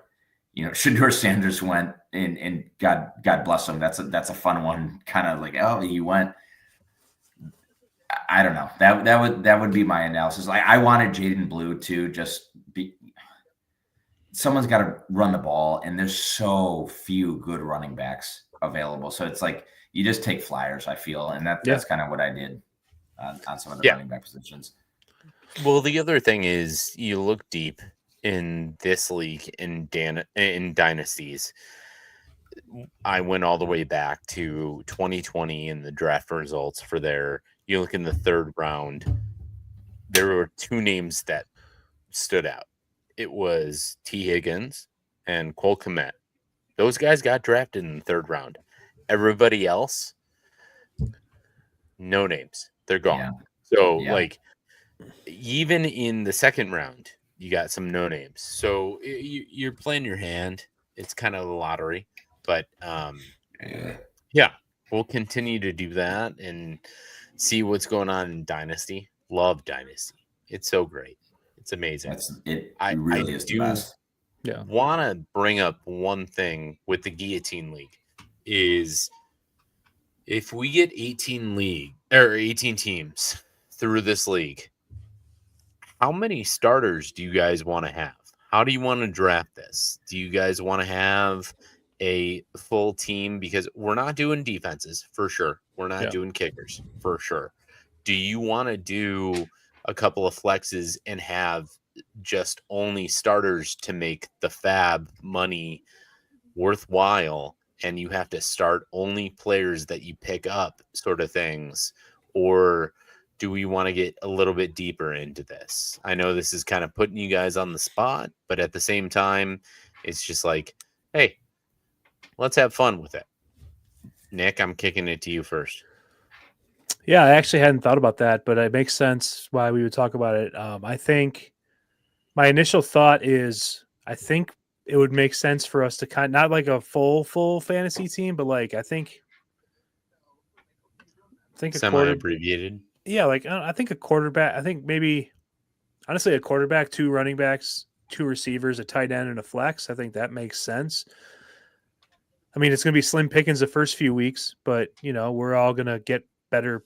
As you progress, you're going to get better players. Assumedly, like everyone's going to be on the same page. Starting, some scrubs in week 1. 18 teams. That's a lot of teams. I don't know. That was just my initial thought, though. So I'm open for whatever. No, I like it. Jay, what do you think? I would just say it's hard to do a super flex league. Oh yeah, definitely no super flex. Right? You can't really do that. I like the depth though. I could see like a 1 quarterback, 2 running back, 3 wide receiver, and a flex. Listen, 2 flexes could be fun too because you just gotta know you gotta have some depth there. I always like a deeper league though. It makes you kind of grind a little bit more and know the depth and be able to pick those guys. So I would lean to a deeper league personally. Okay. Yeah, mathematically, I guess super flex is not possible because that would be 36 starting quarterbacks. Right. You can't do that. Yeah, you can't do that. Yeah. The big thing is we're going to try to do that in a live format to where we can draft with other people and try to do that to where we're getting picks out to you every day, or I'm sorry, every moment. And also the thing I wanted to say about guillotines is the fab is going to make sense. You're going to have to pick players off. You're going to have to definitely lose players that you're wanting to make sure that you don't lose that week. It's the survivor mentality, right? It's like, can you blow your load on this guy? Survive in advance, baby. Exactly. See, I didn't even think about like bye weeks and stuff like that. It's going to be, you might have to drop a good player on a bye week if you need to pick somebody else up. I mean, it's crazy that I didn't even think about that stuff. So it's going to be a lot of fun. I'm looking forward to some super teams at the end. Some absolute juggernauts that you see through, like Sam might have in our dynasty league right now.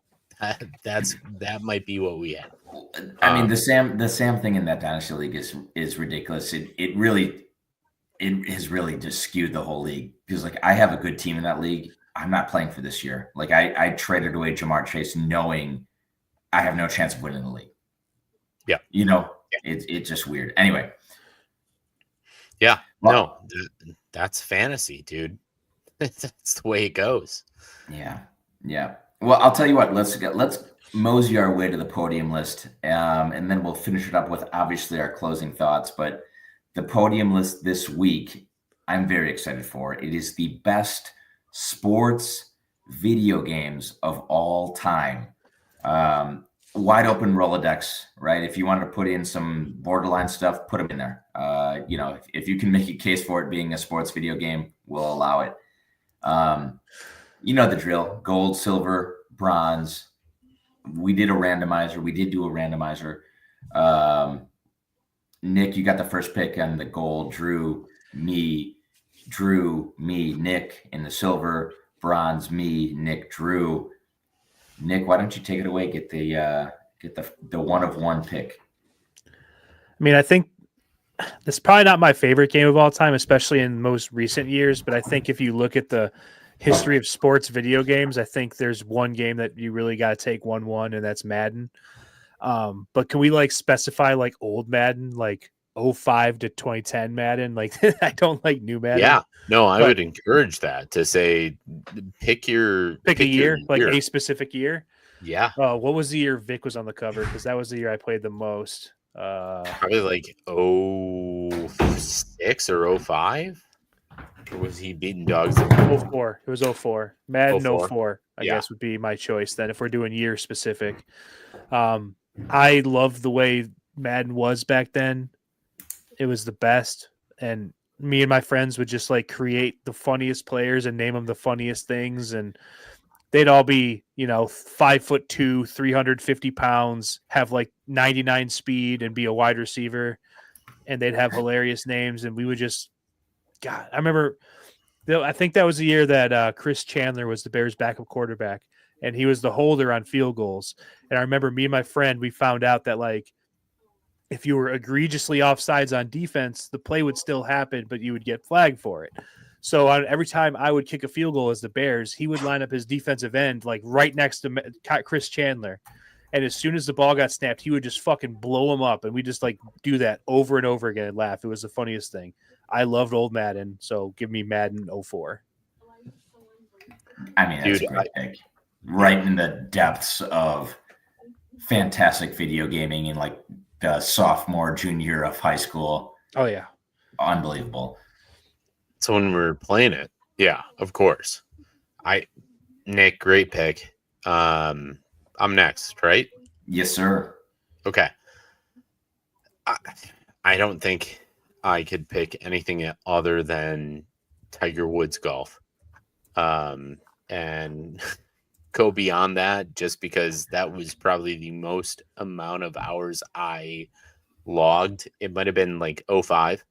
I think Tiger Woods 05 was the mecca where you're playing these ridiculous games against some Scottish golfers that were in kilts and hitting just unbelievable drives, scoring like 25 under on each golf course. That was amazing. It was fun. You could play that through the years, GameCube, or I think it was mostly like the basic Nintendo sort of games. I don't know if it was. I was a GameCuber personally, but yeah, I mean, just phenomenal.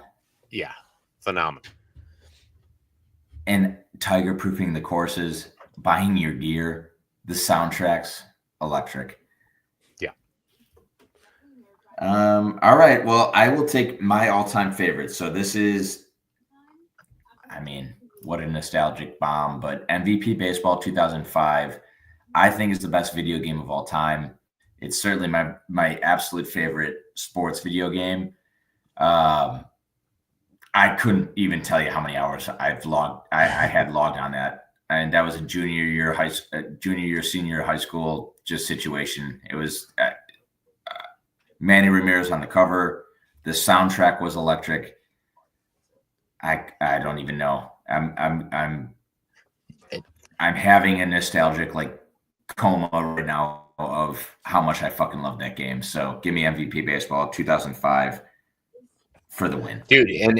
And seeing like the green monster in that, like it all looked realistic when you were playing it, even though nowadays it doesn't compare but while you were playing it, everything looked so realistic. While yes, Drew, I'm telling you too, like you were able to have a minor league game, create your player, go through the minors. Yeah.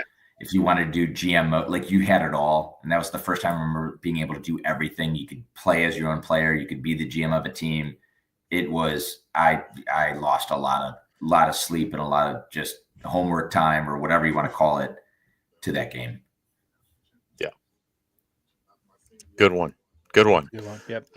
Going into silver, I think it's me. I am going to take NFL Blitz. Yep. Yeah. NFL Blitz for me was, I mean, you could play it on the arcade version. You could play it the N64 version. You play against your friends, whatever. The bomb flip, get that shit all the time. I think anybody who is around our age understands what the bomb flip gotcha. That was just so nostalgic, and it put everything. Yeah, it was so unrealistic of a game, but just such a fun time where guys were hitting people and then you drop an elbow on them and act like you were in the WWF on that. Yeah. Boom. And like who didn't like make out with the TV screen when the cheerleaders were on there? Yeah. Or whatever. Very normal thing to do. Yeah, super normal. Cheerleaders are hot, man. What?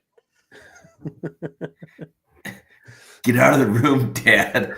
Or like that never happened to me or anything, but like just hypothetically. Yeah.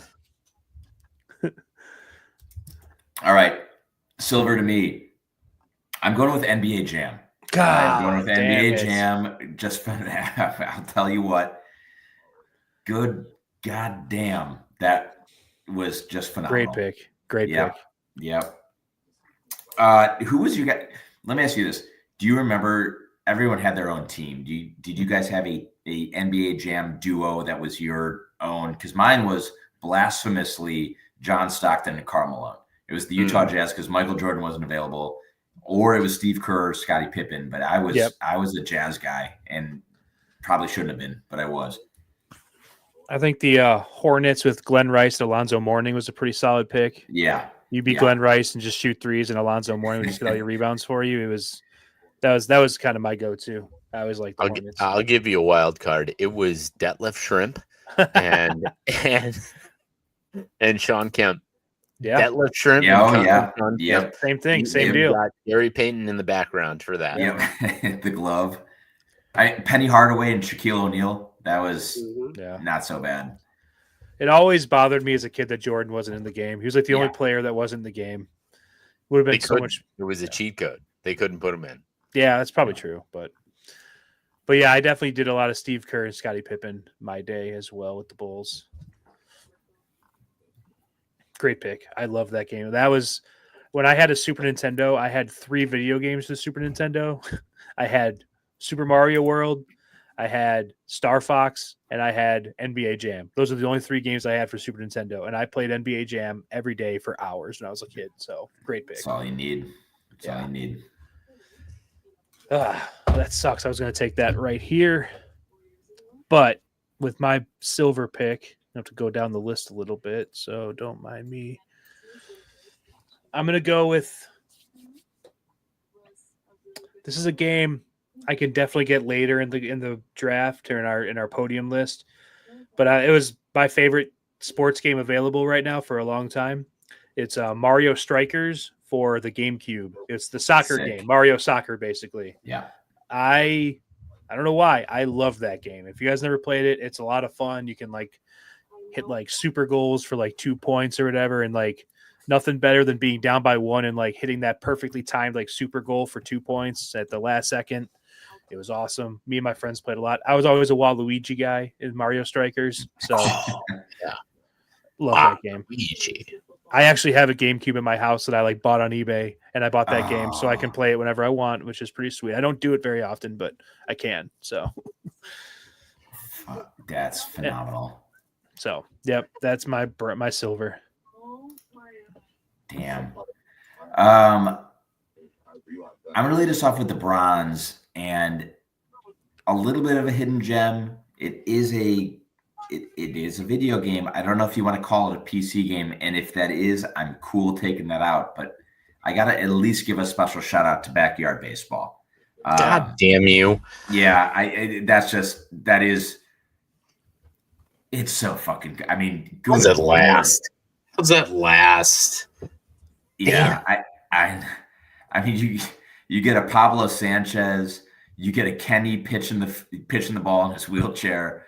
You get I don't even know what the other guy's name is, but I'll tell you, when the elementary school to middle school days, when you were doing PC games, man, holy shit, that was addicting as hell. And I actually found a couple of years ago, I found a free, like, downloadable. Well, what I thought was free, not free to remain free, boys, because my computer got a virus when I did it. But I downloaded what I thought was a free version of Backyard Baseball, and then my computer crashed a week later. But damn, it was nice for that little, like, 5-day period to play that one again. Unbelievable. I how does that get picked? But unbelievable pick, Jay. You used to play just absolute dynasties through that. Multiple seasons. Man, so mad that you took that, but great pick. You guys ever have that thing happen where, like, you completely miss, like, a cultural thing, and then, like, it turns out that, like, yeah, that was a big deal, and you just, like, that game, I never heard of that game until, like, I got to college. I had never even heard of it. And people talked about it, like, reminisce positively about it. I'm like, oh, I missed that whole boat. I, like, missed the whole thing. It sounds That's been my whole life, Nick. Yeah, I'm very familiar with missing out on cool cultural things. So, like, yeah, I never touched that game. I hear good things and I know, like, the lore, but I have never played it. It was awesome. Pete Wheeler, how could you not get on Pete Wheeler? Yep, bunt the ball, get an auto double. Yeah. God damn. All right. Is it me? Am I up next? Yep, back to you, Nick. Back to you. Okay. All right. Well, my list I'm not a big gamer, so my list is getting smaller by the second. So I am going to take another Mario game. I'm going to take Mario Golf for the N64. Mario Golf, honestly, didn't really pick it up until later in life. I've been playing a lot on my Switch. I fucking love that game. It's like one of my favorite games I play. I played it when I was a kid, but, like, I wasn't really into golf when I was a kid. But now I play Mario Golf all the time, and it's my favorite game on the Switch. It's an old N64 game, but I love it. Just unlocked Metal Mario not too long ago, so pretty excited about that. Very excited. It's a lot of fun. I love it. Yeah, dude, I love Tiger Woods golf. I think that Mario Golf is my favorite golf game that's ever been created, though. It's so good. It's really good for, like, a Mario. Like, I mean, I guess all the Mario sports games are pretty good, but, like, I don't know, man. Mario Golf is just everything it's really well done. Yeah. The Mario games just being a collective of people just playing at one time. Great. And I really want to go with Mario Tennis. I'm not going to lie. Sorry, I'm about to have a coughing fit for a second. Oh, boy. It's COVID's back, bitch. We're back. I do have to go with a conventional sports game, and I'm going with Tony Hawk Pro Skater. Oh, wow. On my back end. That wasn't on my radar, but that is a great pick. I think that might have been a back end pick for you guys, like a honorable mention. It wasn't even on my list, but it should have been. That's an awesome pick. That's an Tony awesome Hawk pick. Pro Skater, dude. That's a gold. That's a gold level pick, dude. Yeah, that's unbelievable. Oh, that was so much fun. The shit you could do, like the soundtrack, like you were a skater. The soundtrack. I mean, the soundtrack's best of all time. There's no nothing's even been close. No, but yeah, the game. That was a middle school Mountain Dew pizza, sleepover, Tony Hawk till you fell asleep. Code Red only. Yeah. Oh man, great pick. Yeah, wow, that's by far the pick of the draft. All right, I mean, can we talk a little bit about does anyone have any honorable mentions they want to throw out there? I have one fun, like kind of random one. Maybe you guys will remember it. Remember Fuji Golf for the old PC, like the free golf game that came on your parents' PC in like the mid 90s? Yes. I played that game a decent amount along with like pinball, but Fuji Golf was a fun game. Great call. I mean, the pinball was also phenomenal. Yeah. Drew, you got any? I have a ton. I'm not going to go into the depths of them, but like Fight Night Round 4, Jay, if you don't remember. I mean, come on. How could I forget, Drew? Create your fighter and you're fucking trying to beat Mike Tyson down, Muhammad Ali, that sort of shit. You got it. I mean, if we have older listeners, you got Tecmo Bowl. Sure. That was some sick shit. Any of the NHL games that Jay NHL 10. Play. I mean, that was NHL 10 was very good. You get a log, a dip, a grizzly, and yet stay in for the night, boys. You know, who needs chicks when you got NHL 10? NHL 10 wore out my like joysticks on my PS3 because like there was so much like up and down for like the shooting.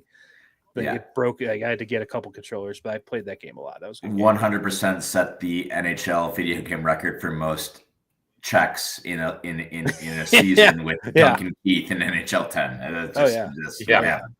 Yeah. Any of the Wii Sports? I had Wii Sports on there because that was fun when it came out. Wii bowling, Wii Run Derby. Wii Golf was phenomenal too. Yeah, Wii Golf. Yeah. And NFL or NBA or NHL Street. Oh, the NBA Street was fantastic. Yeah. Shout out Taylor Fuston. I played a lot of NBA Street in his basement.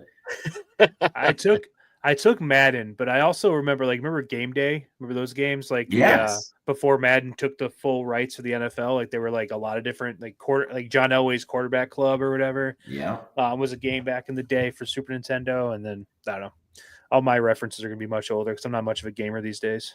They even had, I think it was Dreamcast had like some 2K NFL for a little bit. Yeah, you're right. Oh my God, college football, college basketball. Yeah. I actually had a college baseball game. That was pretty sweet. No, that's cool. Like it had some cool mini games and stuff, but anyway. The one that we didn't touch on near and dear to my heart was Mario Tennis. You give me the Mario games, but like I love Mario Tennis. You give me Boo with the illegal serve. I was so bad at the game that's the only way I could survive. Scratch and claw for life. Give me Boo, cheat code. Everyone hated it. And what are you gonna do? What's she gonna do? But yeah, okay. So boys, that'll close us up for this episode 3 of Barely Qualified. We'll end it with some clothing thoughts, closing thoughts. Drew, why don't you take us out? Yeah, the really only thing I have for closing thoughts this week is I was hoping to hold it off for you guys this week, but I texted it earlier in a chat, is closed on a house.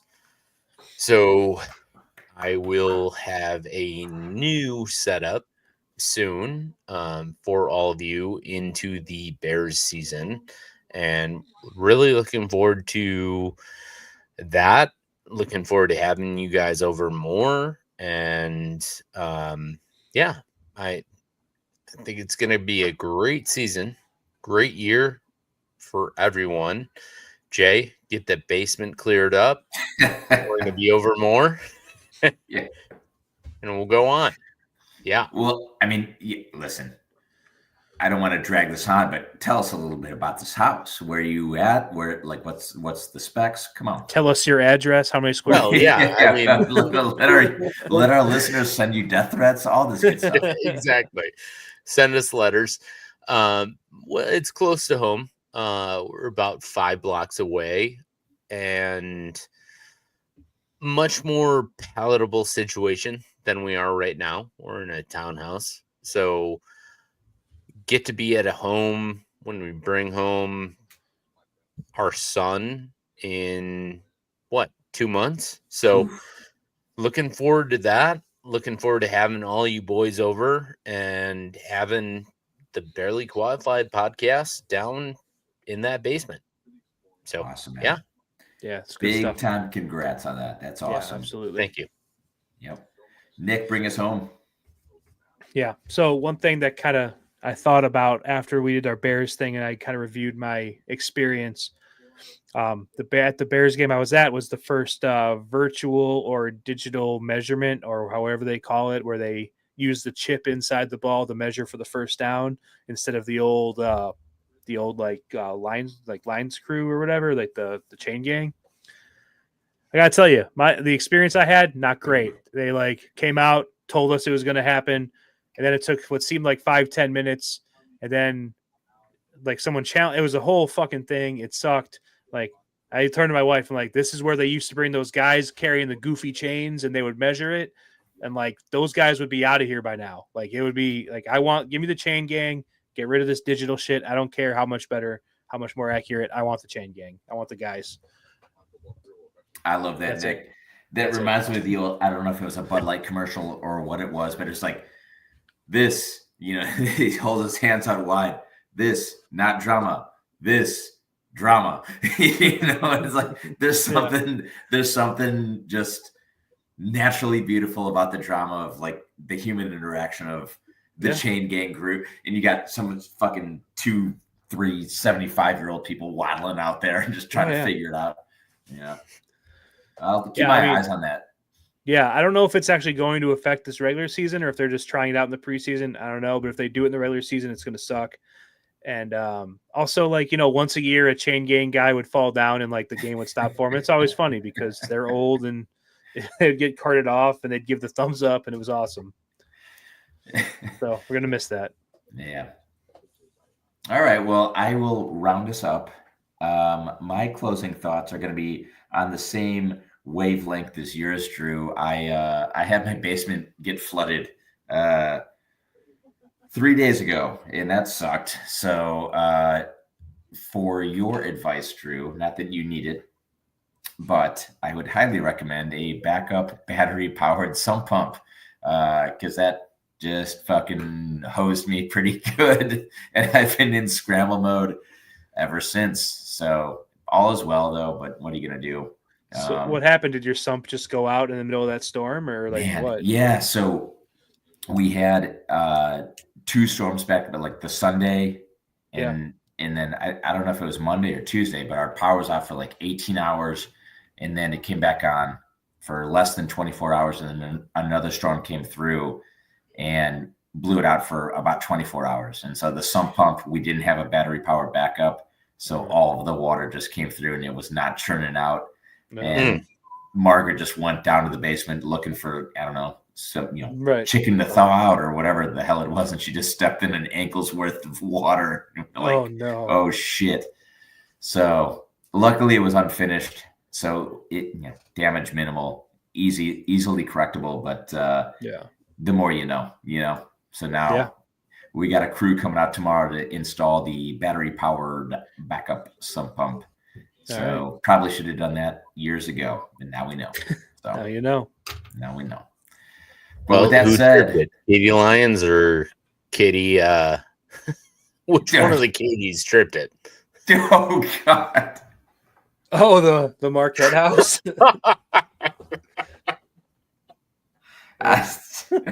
We'll get back to that. Yeah. We'll take that one offline. On the note of the Katies, that'll do it for this episode of the Barely Qualified podcast. On behalf of Nick Lavris and Drew Bailey, I'm Jason Maxwell. Thank you so much for listening. And as always, we'll catch you on the flip side.